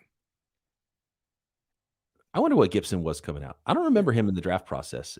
10 years ago, yeah, like, it what was a did Chicago that Bears draft pick, right? 4th rounder, maybe. So that's the Kings up 16. Ooh wee. We're gonna have a game 7. Yeah, game 7 for sure, and it'll be in Sacramento. They will have the cowbells out that night. Man, as they say in the NBA, look, this is a 49ers podcast, but real quick with the NBA, the series doesn't start till the road team wins. We're gonna back-to-back road wins now in this series. Right? What's up with that? That was a big win for Warriors last game because they'd be going home. I mean, Lakers gotta hope that the Warriors aren't advancing. I'd say, being realistic, probably would rather see the Sacramento Kings than the Lakers play the Kings. I'm going to a game. You got to. Scott says Gibson would tell you he ran 3.9 in his prime. I don't know about that. He seems like a humble man. Are you still watching the tape, Croc? You seen anything from Ji'Ayir Brown? I am still watching. Let me go back over to it because I was kind of messing around with the chat. Let's see. All right. Again, the play I just saw, nice play. I mean, saw the guy coming from across the field, click and close. I mean, just drilled him. That's one of the first drives of the game against Ohio State. So, or I say it's kind of hard to tell when you're watching all 22. Ooh, 7 minutes in. Are you ready for Deshaun Gibson's athletic testing numbers, Croc? Oh, yeah. Let's hear it. They are not good. Oh. 40-yard dash 4.61. A 35. Actually, you know what? This is almost identical to Ji'Ayir Brown. Exact same height, 5'11" and 3/8. Exactly. Wow. At Ji'Ayir Brown's pro day, 206 pounds. That was exactly Tayshaun Gibson's weight. 5'11" 3/8, 206 pounds. 4.61 for Tayshaun Gibson. At the combine is 4.65 for Ji'Ayir Brown. It was 4.58 at his pro day. At his pro day, it was 35.5-inch vertical for both guys. And for Tayshaun Gibson, it was 10.2 broad jump. And for Ji'Ayir Brown at his pro day, broad jump 10.4. So almost they are the same person. Height, weight, speed. Okay, they're the same person. And they kind of look. I'm watching them get out in space. I just watched them chop down the tight end in the open field. I listen. Is it the flashiest film I've seen? I wouldn't quite say that, but this is what I will say, 49er fans, what you're kind of getting. What I see so far, again, I'm just kind of into the film a little bit. I see a very active safety. I have not seen him take a play off. they use him in multiple ways, whether it's single high, two high, in the box. They've done some inverted stuff with him as well, dropping out into coverage. He definitely looks to trust his eyes. I think he trusts his eyes and what he's seeing, and his click and close has been impressive. Uh, I don't think he's the fastest guy, but again, 4.65 at the combine, 4.58 at his pro day. But overall, I don't see a bad football player. Like, I haven't seen, because you know me, I'll tell you, like, I don't really care. I don't care for this Peacock, right? Or even like Hufanga, it was like, feels like kind of a step slow, but if he can play mentally faster, okay, he'll be all right. But I haven't even gotten that from Brown Does yet. Brown play faster than on the college tape than Hufanga did at USC, in your opinion? I feel like I see him in more space than Hufanga. Like Hufanga, they would have him almost like a will linebacker. So then it was very clear if somebody like beat him around the corner, like the edge, you could just see like just half a step slow, right? Like he's right there. But I haven't really seen Brown in that type of position. But I just watched him play man on the tight end. Look good. Play. Oh, that's not a tight end. That's Ibuka or whatever. The number 2. They're like, he's supposed to be a top pick next year or whatever. They got another top pick too? Oh yeah, next year. Yeah, they're bro. What? So they got Harrison and Jackson Smith and Jigwa and another guy? Yeah, number 2, Mbuka or whatever his name is. So here's a quote from an NFL scout about Ji'Ayir Brown. He said, quote, "I wish all our guys practiced like this dude. Would make my job a lot easier." What okay, so what did I just say about not taking plays off? Yeah. Right? Like that was one of the things that I identified just watching how he moves, because there's some guys, so we call it loafs. All right. You get a loaf. So first of all, for those of you who don't know, and my coaches that are here in the chat right now, you guys might have heard this term, but you get a loaf. I don't even know what it stands for, but essentially it's when you kind of take a play off or kind of lollygag and you're not like running to the ball, you get a negative. And they grade you. So every level I've been at, well, college, NFL for sure. NFL, you get graded every single practice. And it's just a plus and a minus. And it's, did you do your job? Did you not do your job? And if you did do your job, you got a minus. And you don't want the loaf. You do not want that loaf on paper. Or on the game. I think the term loafing, Croc, comes from loafers, which are the shoes you put on when you're relaxing. Is that what it comes from? I don't know. I haven't heard them put those together, but I wouldn't be surprised. By the way, last couple picks here. Dorian Williams, linebacker from Tulane. I believe Mayoko had him in his latest mock draft. Mayoko seems to think that linebacker is really in the cards for the 49ers here in the 3rd round. And then Wanye Morris, Oklahoma offensive tackle at 92 to the Kansas City Chiefs off the board. Someone I've seen mocked quite a few times at the 49ers in round 3. So you still got Kelly Ringo. You still got Blake Freeland. You got Isaiah McGuire, edge rusher. Your guy, Isaiah McGuire. Got my guy, A.T. Perry. He's not going to go yet. I think he feels like 4th round. And I hope that I'm not excited about A.T. Perry like I was Riley Ridley. Remember, I really liked Riley Ridley. Well, Riley Ridley was just slower and more sluggish. I think A.T. Perry was smooth like Riley Ridley, but it was a lot faster and it had the ability to get deep and go get the ball. Yeah. And their testing numbers were a lot different too. Kelly Ringo, I watched him in person. Shout out to 7-on-7. I get to watch these kids up close and personal a lot of times. And my guy Reese, man, shout out to my guy Reese Holmes. Reese was like, "Oh, that's like one of the best corners in the nation. You're going to Ohio State." And I'm like, "Really? Okay." Because he was from somewhere else, like Arizona or something like that. And I got to watch him, and I mean, he looked like a grown man in high school heading into his senior year. And they talked about how fast he was. So this is a guy that's big and has the athleticism, but there's something, and I haven't dove into his film too much. I did watch some of the battle between him and Quentin Johnston, the receiver out of TCU. I watched those guys, all 22 film, pretty good, but didn't quite get a grasp on what I thought Kelly Ringo was. But I did not think that he was a borderline 4th round pick. I think it's his changed direction because he's explosive straight line athlete, Some people are projecting him at safety because his lateral quicks. So, maybe just he's kind of a tweener, I think, in the scouts' eyes a lot. So the top two guys on the board, consensus draft board, are Georgia players. Darnell Washington, tight end from Georgia, still on the board. There's questions about his knees now with some medical, but we're getting to the point where maybe you still want to take a swing on that if you're a team that has a whole bunch of extra picks. We're getting late in round 3. Keely Ringo, corner from Georgia as well. And then Adetomiwa Adebawore still around, Croc, late in round 3. Explosive edge guy, could play a little inside. Blew up the combine. DeJuan Jones might be a little too big for what the 49ers want. Might be a little too big for what most teams want, apparently, since he's still on the board as well.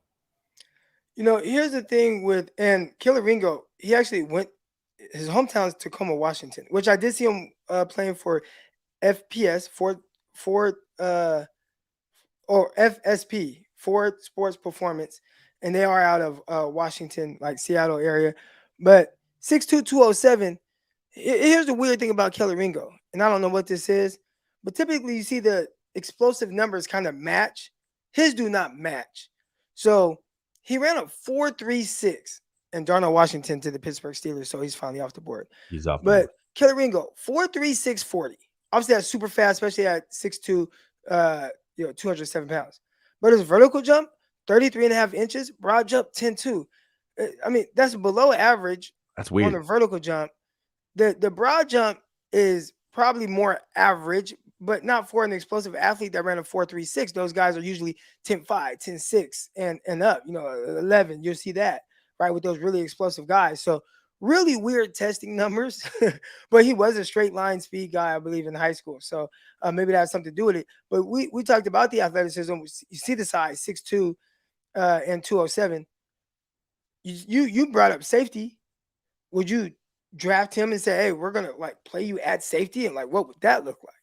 Yeah. That would be where I'm going. Would I do that over, who the or Ji'Ayir Brown? Yeah, I don't know. It's hard because Ji'Ayir Brown has the instincts and you're projecting, but I kind of felt the same way in this area of the draft about Corey Trice, who is, kind of a longer, bigger corner. Could you move him back to safety? And so there's a projection involved there. And then there's also character stuff, which the 49ers are clearly big on. And I think that's part of the reason why they wanted to draft a guy like Ji'Ayir Brown, because they envisioned someone who could be a starting safety. They love the instincts. They love the way he played, but they love him off the field as well. Here's part of his scouting report. Driven competitor, and earned the Iron Lion Award for his strength and training work in the Penn State program. Made plays on punt coverage, including forced fumble in 2022. Started every game the past 2 seasons. So, he might be a gold helmet guy for the 49ers. Yeah, I think he is. I bet we're going to hear that he was one of those guys for sure. Yeah, that's what it sounds like. It sounds like gold helmet guy. Yeah, I would bet that Ji'Ayir Brown's a gold helmet guy. So far, if you're kind of joining us late, appreciate you guys joining us. We're kind of talking, and 49ers are up to picking. They got a few spots left, but we're talking about safety, Ji'Ayir Brown, and kind of what he brings to the 49ers. I'm actually watching film on him right now. Peacock had already done his film study on him and really liked him. Peacock talked about him playing a lot like our guy Talanoa Hufanga. Yeah, and just maybe being a little bit more athletic version of it. Yeah, like the free safety version where, a little bit better athlete than Hufanga was. And I'm referencing not so much the pro Hufanga, but the college tape Hufanga that I watched. And clearly instinctive player, always around the football, comes downhill, makes plays, will hit you. He's physical, doesn't take plays off. And when the ball's in the air, he makes plays on it, and he's in the right place at the right time, like way too often. And so I'm going to watch some more tape on Ji'Ayir Brown. But when I originally watched him, which was because I saw that the 49ers had met with him with a 30 visit, I was surprised because I thought, it was better tape than I thought because of his average athletic testing numbers. He's instinctive is a really good word to use for what I'm watching right now. Now, he just got pancaked. They did like a power, it's like a power formation. They brought in all the big guys, and he went in there. He threw his body around in there with the big dogs. He got tossed out the club, though. We're to pick 95 now, the Bengals. So we're about 4 or 5 picks away here from the 49ers selecting again at pick 99. Then they'll be up again at 101. I like this, though. It was tough, Croc, watching all these teams make picks, watching the Seattle Seahawks make so many selections, watching all these teams get better, and the 49ers don't have a pick. But it's kind of nice to have all these picks in a row now, so we get a lot of action after a lot of waiting. So shout out to all the 49ers fans that have been locked into the NFL draft, waiting to be the last team to make their first pick in this draft. They finally did it at 87 with Ji'Ayir Brown. Have two more coming very soon at 99 and 101. Let me hear it in the chat. I want to see in the chat what you guys think the 49ers should do here with these two picks. They've got their safety now. Brash says Saldivari or Freeland. I think offensive line is a very likely scenario for the 49ers. I know they met multiple times with Utah tackle, who I think will be an interior player in the NFL. Braylon, blanking on his name now. Daniels out of Utah. They met with multiple times. I wouldn't be shocked if he's one of these picks. I've been talking about some edge guys. There's Byron Young out there from Tennessee. My personal guy is Missouri edge rusher Isaiah McGuire. I think he'd be a perfect fit. I know they did recently meet with KJ Henry. LKV says KJ Henry. They met with him on Zoom, I know, in the last couple of weeks, last week or so, I think it was reported. So, yeah, edge, I would say offensive line. Tight end's pretty dried up, Croc. I don't know if tight end's the way to go for the 49ers, even though they did so much work on tight ends. They might have to wait to day 3 on that one. We figured it would be kind of tough. And I know a lot of 49er fans wanted the tight end, but I said there's going to be a run on them in the second round. And there was a big time run on tight ends in the second round. So, outside of that, there's still, the Zach Kuntz, but we weren't really high on him. And even, you see our guy Laporta and how high he went. Then all the other guys, they just started flying off the boards. Heck, the Packers took 2 tight ends, not 1, but 2. So, yeah, those guys flew off the board. That it might be over for the tight end position. You might have to just go get Mercedes Lewis or something. Actually, I'll throw another tight end out there. Davis Allen. I liked him out of Clemson. Yeah. He reminded me a little bit of Dalton Schultz, where he's not a supreme athlete, but he's just kind of smooth, has that basketball athleticism. He'll block you, and he can get open, and he can make plays in the red zone. So I like Davis Allen. I know Will Mallory is a guy that Croc that you had mocked to the 49ers, probably not a day 3 guy or not a round 3 guy. I don't know if Davis Allen's a round 3 guy either, but there's still some tight ends out there because it's such a deep class. But, man, that was a heck of a run. I don't know if any of those guys are going to be picks for the Niners here. Still watching our guy Ji'Ayir Brown, and the word that kind of keeps popping in my head, instinctive. And I could see how potentially he'd be a legit special teamer. They talked about him playing special teams for them. I could see 49ers saying, hey, he come in right now, like, this is one of our guys on special teams. And I know 49er fans, that's not like a sexy thing to say, but just kind of watching the effort on every single play, I could see him really bringing that in all aspects of his game. Gotta have a gold helmet. I think he's a gold helmet guy for sure. I think so. I'd be shocked if they don't say he's a gold helmet guy. 10 interceptions over the last 2 years, the most in college football. FBS. You can't fake that, right? Can you fake interceptions, Croc? Yeah. Okay, you can't fake being a playmaker. Like, I feel like there's just some guys that are just going to be in position to make plays. We saw that with Gibson, right? Gibson had, 4 or 5 interceptions last year? And if you watch some of them, ball tipped in the air, ball overthrown. He just happens to be Johnny on the spot. But he's been Johnny on the spot throughout his career. He has 32 career interceptions. So there's just some guys that just, I'm not saying you can fake 10 interceptions in 2 years, but you're just a guy that puts yourself in position consistently to make plays or be there to be able to take advantage of poor execution from the offense. And that's definitely Gibson, and that might be Brown as well. All right, before the 49ers make their next couple of picks, I do want to let the folks out there know about our sponsors. Today's episode is brought to you by Ultimate Football GM. You've heard us talk about this mobile game app multiple times. We had a lot of fun playing against each other as hosts across the network with Ultimate Football GM. And draft time's the perfect time. If you get that bug and you ever thought you could make picks better than a GM, you could become a GM and build your own football team. Build that NFL dynasty. Well, Ultimate Football GM is the game for you. With Ultimate Football GM, you are responsible for controlling the destiny of your franchise by hiring the right coaches and coordinators, run the scheme you want on offense and defense, and then build the personnel around that scheme. Manage all the financial aspects of your team, including negotiating player salaries and terms, navigating your franchise through free agency, of course, the draft, injuries, player personnel issues that pop up, all the ups and downs over the course of a season, all in a challenging and realistic game world. Ultimate Football GM is completely free and playable offline. Play on the go, when and where you want to. And Locked On 49ers listeners get a 100% free boost to their franchise when using promo code Locked On in the game store. So make sure you check out the game today. Go to ultimate-gm.com or check it out on the app stores. That's ultimate-gm.com. Ultimate Football GM. Start your dynasty today.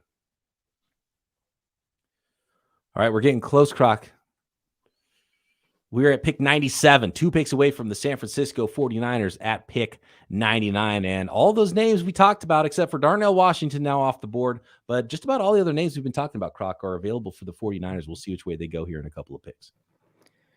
When it comes to Blake Freeland, I want to talk about this really quick because Blake Freeland, his scouting report reads exactly like Mike McGlinchey's, and there's upside with his athleticism. Probably needs to hit the weights. He would probably be a swing tackle maybe as a rookie, potentially could compete for that starting right tackle job, could potentially play left tackle or right tackle, started a lot of games at BYU on both sides at right and left tackle the last 2 years. But in recent history, Croc, the 49ers have gone away from the super athletic, undersized offensive lineman and brought a little bit more beef, a little bit more size inside. Do you think maybe they're not looking for a Blake Freeland or a Mike McGlinchey anymore? Well, they did draft Spencer Burford. And again, 4th round, you know, they're not going to have everything, but he's a guy that's doing backflips and the splits and stuff. So, yeah. He wasn't small, though. He wasn't undersized, you know, long arms. It could be. Here's the thing. I think the 49ers are going to tell us something by if they draft an interior offensive lineman or if they draft a pure tackle coming up here. And I'm sure they're going to draft an offensive lineman, maybe not in these 2 picks, but at least through round 5, they'll draft an offensive lineman. That might tell us their plans. And I wonder if they draft interior, you're thinking Spencer Burford kicks outside. I think he'll at least have a chance to compete in camp for it. Yeah. And they'll take a look. And it might just indicate that they really, really, really, really like another past gold helmet guy in Colton McKivitz. Was McKivitz a gold helmet guy? He was. Yep. That was the big thing with McKivitz because athletically, he wasn't anything special. They draft him in the 5th round. They're like, we love him. He's a gold helmet guy. All right, here we go. Let's see. Somebody said, why is Croc wearing a Raider hat? All right, let me switch my hat, guys. I apologize. Well, first of all, that is not a Raider hat. That is black and white. That is not black and silver. And that is for Frontline Sports. And if you're anywhere in the Arkansas, Monticello area, you should be sending your athletes to Crocker to have them train them up. They got baseball players going over there, softball players. They got, of course, football players. I saw Croc working out on his own, working on his footwork in Vans, which had to hurt. Oh, come on. Don't make him put a worse hat on, guys. Come on. What are we even doing here? They made me do it. Oh, man. All right. We're at pick 98. We're getting close to the 49ers making that pick at number 99 overall. Let's hear it, guys. Who do you think is going to be at 99? I want to see it in the chat. Blake and McGuire. Hold on, because I don't want to see the chat. So let me kick these comments down real quick. I don't want to know who. I want to see it pop up on my screen. All right, Croc wants to watch it organically. Yeah, I want to, but it's like they don't even got this stuff up. What are they doing? Croc, Nick wants to know where your Dylan Brooks jersey is. Yeah, probably won't be getting one of those. Yeah, it's always nice when the entire NBA fan base who can never agree on anything can all agree to hate one guy. He's definitely right. Even Matt Barnes. So Matt Barnes kind of went at him. We know who Matt Barnes and kind of how he is. Yeah. Oh, but he was upset with Dylan Brooks because Dylan Brooks, you do all these shenanigans and you call out our guy LeBron James and all that, and then when you lose, you tuck your tail between your legs and I'm not going to do press conferences. I'm not going to do the post-game press. He made himself unavailable, went and talked to the media, said that everybody was basically picking on him, and it's like, okay, wow. So Here you we go. win, it's cool. But Here we go. It's happening. The San Francisco 49ers are now on the clock again at pick number 99. Let's find out who the San Francisco 49ers are going to select here. I've seen a lot of options in the chat for folks that want to see certain players. I think most people are not rooting for a kicker or a running back, but I don't think we can completely rule those two positions out, Croc, at this stage of it. is Tajay Spears still available? I believe he is. Yeah. We got Blake Freeland, Isaiah McGuire, a couple of my favorites. There is Byron. Ringo, One of the here's the Byron issue. Youngs is still available. The Alabama Byron Young is gone, but I don't think the edge rusher from Tennessee's gone yet, right? Here's the issue with Ringo, too, at cornerback. And I saw someone in Ringo's the chat available? say press man corner. But 49ers, I mean, they've been playing a lot of quarters, too. So you can't just be an off coverage type guy. So, I mean, a press man guy. You got to be able to play off some. And maybe if it was that kind of traditional Seattle 3 that they were playing before, I get it. But that's not what they are now. So, or at least what they've shown. And we'll see what they are with Wilkes. But they probably want somebody with a little bit more scheme versatility than Ringo. And maybe the NFL feels the same way. All right, never mind. Both Youngs are gone. So the Rams took Tennessee's Byron Young, and I believe the Raiders took the Alabama Byron Young. Well, ESPN took down their thing, and I don't know what the heck they're doing because I'm listening to it on mute. But here we go. The pick is in. All right. And it is. Are you ready for it, Croc?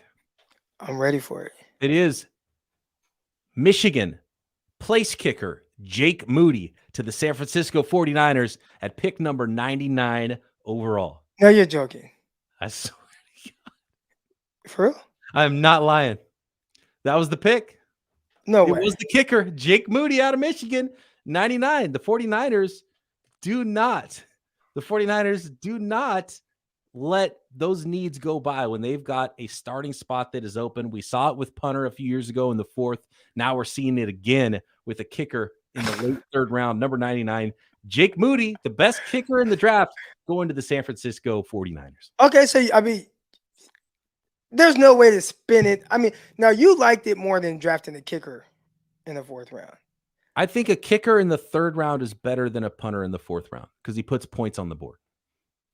It makes a bigger difference to your football team if you have a awful kicker versus a good kicker versus a replacement level punter versus a good punter. It's kicker makes a bigger difference than punter. So clearly right now, that said, I do not love this pick. No. The 49ers with their first 2 picks are trying to bolster up their special teams unit. The chat is going crazy right now, and nobody is happy. I want to see the one person that loves this pick right now. No, I mean, obviously nobody's ever going to be super happy about a kicker this high. How good is he? I do hear that he's good, but I feel like every time I see, I mean, outside of Sebastian Janikowski being drafted 1st round by the Raiders, anytime I see a kicker go high, which for me, anything before the 5th round is high for a kicker. But anytime I see a kicker go high, 2nd round, 3rd round, they get to the NFL and forget how to kick. That's what it feels like. The track record for kickers is awful, Crocker. The track record for kickers is awful. And a lot of times kickers don't hit their stride until they're in their 30s. So who's behind the analytics that said, okay, no, it is a good job it's a good idea to take this guy here? Rico says, Money Moody. We got somebody that at least has a good nickname for him. Is that his nickname? I don't know what they call him over there at Michigan.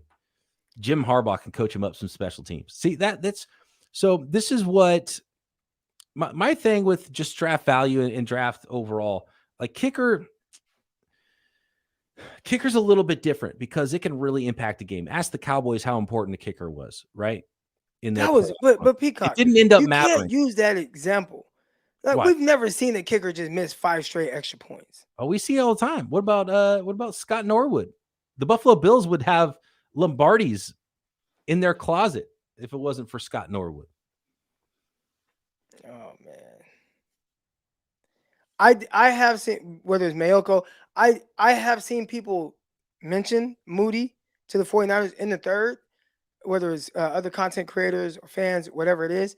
But I just always kind of just Okay, I get it. Okay, you lost Robbie Gold, and I thought the world of Robbie Gold. I did, but I don't. To me, special teams, you just don't even stack them on your board until day 3, and you put them up there and you say, okay, now if we Right. need special teams, let's talk about these guys. And then when it comes to punter, I'm like, okay, 7th round undrafted free agent, let's talk about those guys now. But when it comes to kickers,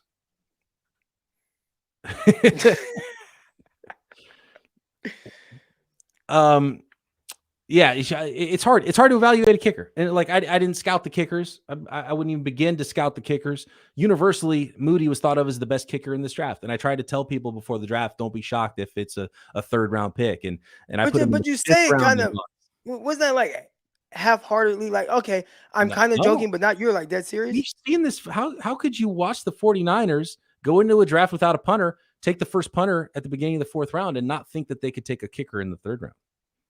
Have you not been paying attention to this regime, Croc? I A say it a punter little bit that has jokingly turned out because to I be didn't kind of good. expect it, but I knew it was for sure possible, and that was 100% honesty. So when it happened, but you knew you kind of chuckled a little bit as you were telling me who they drafted. Yeah, because I knew what the response was going to be.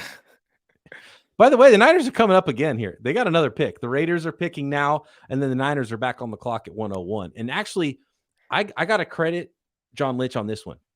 He's been coached up. He's worked in the media before. He's a smart guy. Genius on his part, not to end the day with the kicker pick. So people will be talking about another draft pick after they've already done the kicker, and they're going to take another player right here at 101. That's a great way to spin it, right? Because we're now okay. We're going to move off of the Moody pick. I guess it's who would you have taken, and is it easy to say Blake Freeland, or the edge rusher that you like?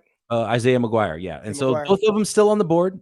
Trey Tucker, wide receiver from Cincinnati, selected at 100 by the Raiders. So Niners back on the clock, going to make the pick here. Blake Freeland, Isaiah McGuire, my 2 favorites that are on the board for the 49ers, still in play at 101. I will say this, and I think and I see the chat, and it's like, oh, you got to go off to tackle. And I know we're looking at these guys, but in this area, you don't go for need. I just don't think you do. So I think a lot of people think, oh, you need offensive tackle, you need edge. You just take the best player on your board. And I guess if it's a kicker, I probably wouldn't have done that. But all right, I get it. And they don't have a 4th round pick. And I think that kind of changes things too. With if they knew, okay, we want to come out of here with this kicker Moody, but we don't have a 4th round pick, so we just have to kind of take them in the 3rd round. That's me kind of justifying it for them, not something that I'm excited to actually say out loud. You asked me earlier in the live stream, Croc, about drafting for need. And it was like, if it's even close at all, and like you have somebody who's a more valuable person, you can't draft for need. You have to draft the best player available unless the need is a tiebreaker. So did they think he's such a great kicker? Probably not. Like, their overall board wouldn't have had a kicker this high if they didn't need a kicker, if they didn't just lose Robbie Gold. Right. So they definitely drafted for need here. Cameron Latu, tight end from Alabama. Here we go. This is one of Croc's guys. Cameron Latu, tight end from Alabama, is the selection for the San Francisco 49ers at pick number 101. I liked this Cameron Latu tape, Croc. The one thing that I didn't think the Niners would like about it, which made me feel like he would probably be more of a 5th round pick than a 3rd round pick, was physicality. He wasn't nasty as a blocker. Yeah. I think we both saw that, right? As a pass catcher, he was very fluid, a really good mover out in space.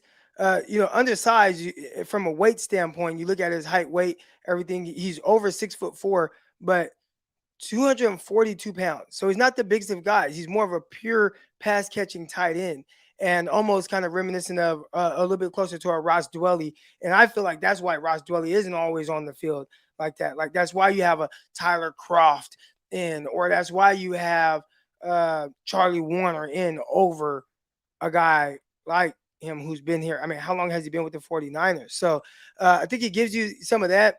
I did like him as an inline blocker. I think he at least tried, but he just wasn't that physical guy. But the 49ers are looking for like just hey, you can kind of get open in space and be a legit pass catcher. It did feel like he was that type of guy. All right, more thoughts on Cameron Latu, more thoughts on Ji'Ayir Brown, more thoughts on Jake Moody when we return here on Locked On 49ers. The Niners have made their 3 picks. We'll wrap it up. Our final thoughts on the 49ers draft in round 3 now that the second day of the NFL draft is over. Today's episode of Locked On 49ers is brought to you by Built Bar. You got to try Built Bar. Built is the best tasting protein bar ever. No joke. And when you're reaching for that snack, you want something that tastes good, right? Well, Built's got you covered there, but you don't want all the sugar and calories. Well, there you go. And of course, you need that protein for your body. Everybody that gets with a nutritionist and you see what you need to eat on a daily basis. You got to avoid the sugar, you got to avoid the calories, but you need a lot of protein in your diet. And Built hits all of those. 100% real chocolate is covering most Built bars too, which really sets it off as this healthy and amazing tasting snack. So you really feel like you are getting a delicious snack, and you are with Built bars and Built Puffs. Only 130 calories in most Built bars, only 4 grams of sugar in most Built bars, with a whopping 17 grams of protein. And not only can you find all the varieties and flavors like churro, peanut butter brownie, and cookies and cream, and the newest peanut butter puff at Built Bar at Built.com, but you can also find them on your local store shelves at Walmart and Sam's Club. In the pharmacy section of Walmart, 4-bar boxes, and in Sam's Club, run in and grab a 13-bar box of hit flavors, brownie batter puff and churro puff, and then you can thank us later. And of course, find all the flavors and varieties at Built.com. Wow. Mekhi Blackmon to the Minnesota Vikings, huh? He was one of your guys. Yes, I like him. Very aggressive, scrappy guy. One of my 49ers getting him. But, so that was who the 49ers traded up with. I missed who they moved up with at 87. So that was the Vikings who moved down to 102 with the 49ers to finish up round 3. Interesting. Okay, Croc. What are your thoughts? 3 picks. They spent a couple more picks, so they've spent 5 total picks already because they used 3 of those selections, a 5th rounder and a 7th, to move up to 87 to get Ji'Ayir Brown at 87. They drafted kicker out of Michigan, Jake Moody at 99, and then Cameron Latu, the tight end from Alabama, at 101. How do you feel about this draft so far for the San Francisco 49ers with at least 6 more picks to go? I think for them, they did well. And what I mean by that is, again, we went in this, and right before you came back on, I talked about how 49ers potentially could draft a safety. And I said Robinson out of Florida State, but a guy that can potentially take over for Gibson when he's no longer here. There's 1 year left on his contract. He's going to be out of there. Really, outside of that, you got some special teams guy, but you got to get a safety in there. So they went and did that. Now, would I have maybe gotten another safety, a different guy? Maybe. But if, like you said, if they've identified this guy as a gold helmet guy, you talk about the remarks from the scout or NFC coordinator, whoever that was, sounded great. I watched the film. It doesn't it's not splashy, but, and again, when I say watch the film, I've been watching it while we're on here with y'all. He looks like a solid pick, a guy that long-term, you'll be solid there. Right now, special teamer. Then you go and get the kicker. I have harped on the importance of Robbie Gould. I would have paid Robbie Gould whatever to come back, because every time he stepped on the field, I felt so comfortable with him going in the kick. No matter the conditions, no matter the moment, I'm like, Robbie Gould's walking on the field, is going in. So if you feel like you're going to get that with Moody, cool. I would not have drafted the kicker right here. I just wouldn't have. I would have waited an undrafted guy. Now, maybe I don't have that same security, but I understand why they did it, because it's like, well, Croc, we want a good kicker, and this is the best kicker available. All right, whatever. I just wouldn't have done it. And then you go with Latu. I do like the Latu pick because, again, I'm talking about having a legit plan for a guy, and we talked up earlier about tight end 2 with Washington. Obviously, they didn't go get him, but you go and get Latu. And if you feel like that's your legit tight end 2 opposite George Kittle, I like it. So none of these guys is not splashy moves or a guy that I think you feel like is going to step in day 1 and be a starter. But all 3 of these guys will step in day 1 and contribute. And I think for the 49ers, getting contributors in the 3rd round is probably more your angle, as opposed to finding a legit starter, which usually those guys are going in the first couple rounds. I wonder what the 49ers will say about the potential of Cameron Latu as a standalone Y tight end and him as a blocker, because one of the reasons I liked Davis Allen from Clemson a little bit more than Cameron Latu for the 49ers was because I wanted a more of an inline tight end to be the number 2. So George Kittle could be the move guy and be featured as a receiver when they go 2 tight ends. You know, I want Kittle to be freed up. I don't want Kittle to have to be the blocker inline guy and they bring in another tight end to be the move guy and get more targets in the passing game. And then if Kittle gets hurt, is Cameron Latu going to be that number 1 tight end who can do everything that Kittle can do? So those are the questions I have with Latu. I don't think it was amazing value. I did like the tape for Cameron Latu though, and I think he was a nice smooth athlete and can absolutely get open and make plays, and you can move him around, do some H-back stuff with him too. So from that aspect, I really liked it. I mean, I'm never going to give a kicker in the 3rd round a high grade. I think people know that about me by now, but who knows? Jake Moody, there's going to be busts in this draft, and Jake Moody might be a 49er in 10 years and made a lot of big kicks, right? And he was the best kicker in this draft. And so from that standpoint, it could end up being a valuable pick in the grand scheme of things, much like Mitch Wishnowsky, which I hated the pick at the time, 4th round pick on a punter. And I thought replacement level wasn't going to be much different than what Mitch Wishnowsky has given the 49ers, which is true. But he's been a good kicker. I think last year was his best year. Last year was his best year, top half of the league, at least before. He's been kind of middle of the road punter. And, he can't really handle kickoffs, which I didn't love. That you've got a leg, you should be able to handle kickoffs. Moody can obviously handle kickoffs now for the 49ers, but he's still got to compete for that job with Zane Gonzalez, who's in-house. And I'm sure Moody, with the 3rd round pick, is going to win that job. But Mitch Wishnowsky got into a 2nd contract, and there are players that were drafted around the same area that haven't given you the value of Mitch Wishnowsky as a punter. So, if he sticks and he's a really good kicker for a long time, it'll end up being an okay pick. But it's really hard to be like, yes, that was an amazing selection and in the top 100 to draft a kicker. I think, if you're a fan and, obviously we have, 500 people watching right now, hit the like button and subscribe button. The thing that you can be excited about is for a team that has legit rosters. I mean, where did y'all, I guess I'm asking y'all this question now, but where do y'all think, like, all right, if we draft this guy, he's going to come in on this roster and start right now? Right. I mean, I don't think we're thinking that you're getting that guy this late, right before the 4th round. Right. So at the very least, even if you're not excited about the actual picks, which the kick, whatever, these guys will all contribute. Like, I feel like they got drafted to contribute, and they were never going to keep all 11 draft picks. They were going to move some around. It's going to be hard for anybody to really make this roster, but those 3 guys will be on the roster and they will be able to contribute. All 3 of them. I have no doubt about that. Scott says hit rate on drafting kickers is probably higher than any other position. Okay. Scott, you might be disappointed when you saw the hit rate on kickers. It is not great. I don't know if I can find it today, but we'll talk about it on other podcasts, and we're going to break down all these prospects super deep, get into the tape. We're going to watch more games. Croc, have you watched only the Ohio State kind of on the side while we're doing this? Ji'Ayir Brown versus Ohio State. I have another game. No, hold on. I'll tell you what other game I have. So I'm like halfway through that one. There's like a lot of players, and then I have them versus Purdue. And I would say that Ohio State's probably his biggest challenge, right, on his schedule at Penn State. Yeah. Ohio State. So seeing some other games against some other opponents. Michigan.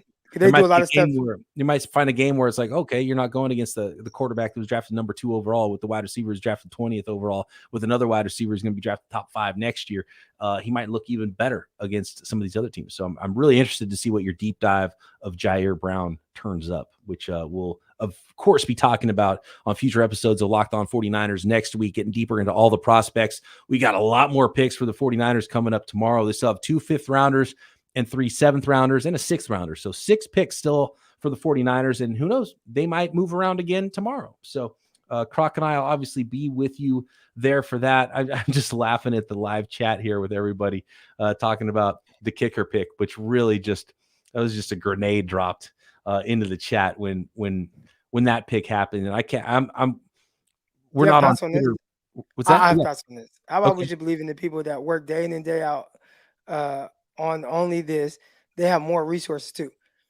I think Peacock has proved that more resources does not mean better outcome. There's really something too, and we saw it with Darnell Washington, like medical and character stuff and they absolutely have more information. But that was one of the things with my Shadow 49ers, and I did it for 10 years, almost 10 years. And the more I knew about the prospects, the better I was. So I was absolutely better in the earlier rounds because I watched more tape of those prospects. I knew the prospects better. I saw interviews of the guys, and some of the late round picks, I was just kind of catching up. And, I didn't watch tape of 1,000 prospects or even 400 prospects. Right. So, the more you know, the better. But the league, even with all that intimate knowledge, their hit rate is not great in the NFL. And every year, Croc, we hear that when it comes to the NFL draft, and someone will say, well, I think they know a little bit better than you. They're paid to do this, and this is their job, right? Well, it's like, yes, but they still miss 50% of the time. And that's on the high picks. It's even worse hit rate later on. So if anything, the argument for a kicker is that the hit rate's bad anyway, so might as well draft a position that's more likely to play. But that's drafting for need, and I think that's not great strategy. Right. And also, I can't imagine what Twitter's doing right now, Croc. They got to be losing their minds. They mess up too. These guys in front offices. I mean, Kyle Shanahan didn't even watch Patrick Mahomes. Even after John Lynch called him and said, "Hey, I'm watching here. I'm here as a smoke screen, but you might want to take a look at this guy." And he's like, "No, Kirk Cousins."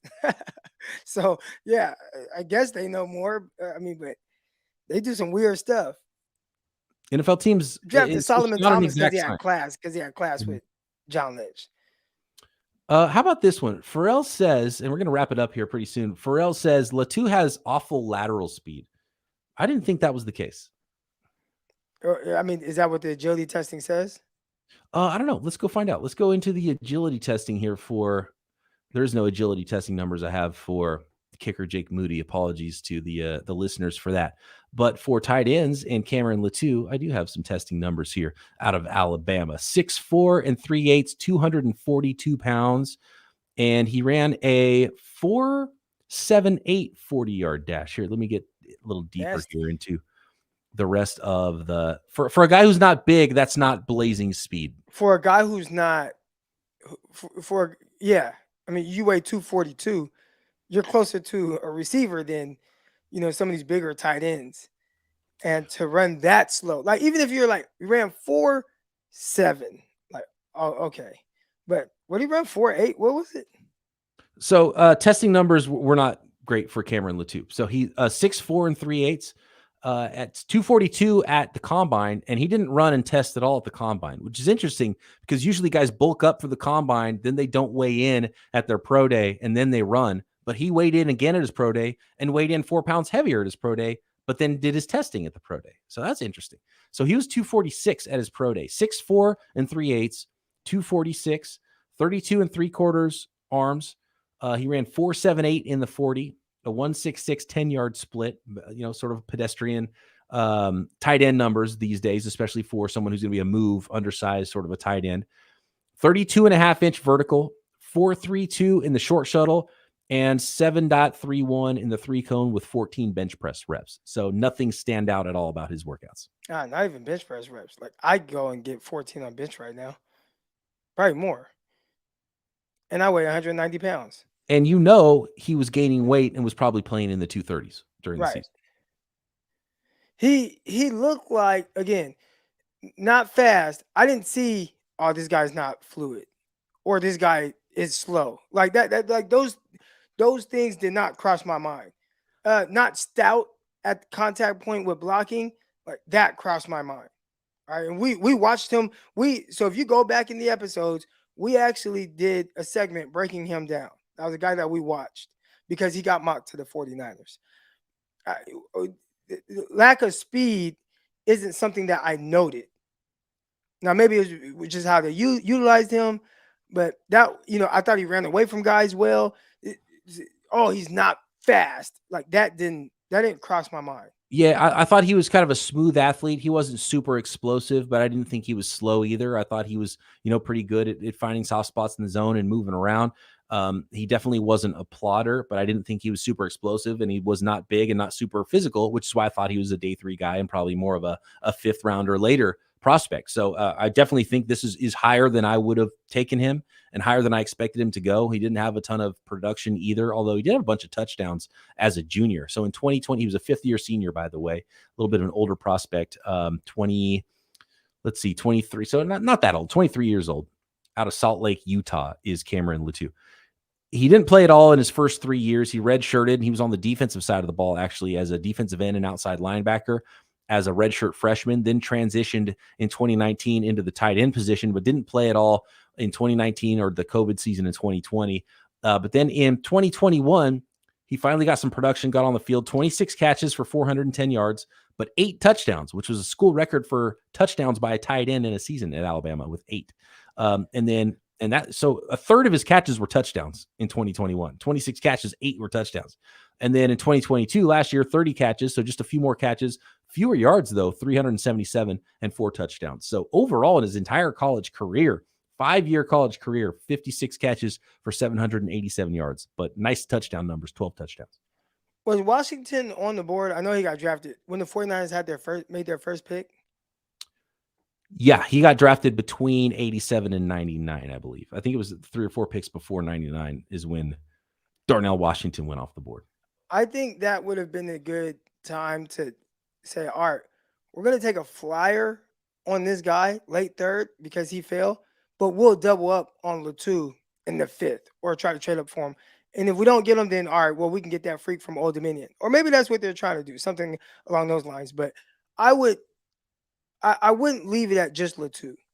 I would draft one more tight end, somebody with a little bit more of an athletic profile, or just either someone who's another move type of tight end who's even more athletic, and you want to see what he looks like, or maybe somebody who's different where they're just a nasty blocker, maybe not the most athletic guy, maybe more of a wide tight end, and let those guys compete for time and just have a varied group of players. Darnell Washington went 93 to the Steelers. Right. So the 49ers first pick, they could have, right? Because what was the first one?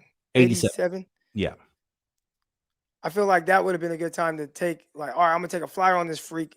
There might be some red flags, but all right, then we'll just double up on tight end. But they went after the gold helmet guy. We're assuming he had a gold helmet based on their scouting reports. I'm guessing that is, which I am not mad at. I am not mad at the pick for Brown, Ji'Ayir Brown.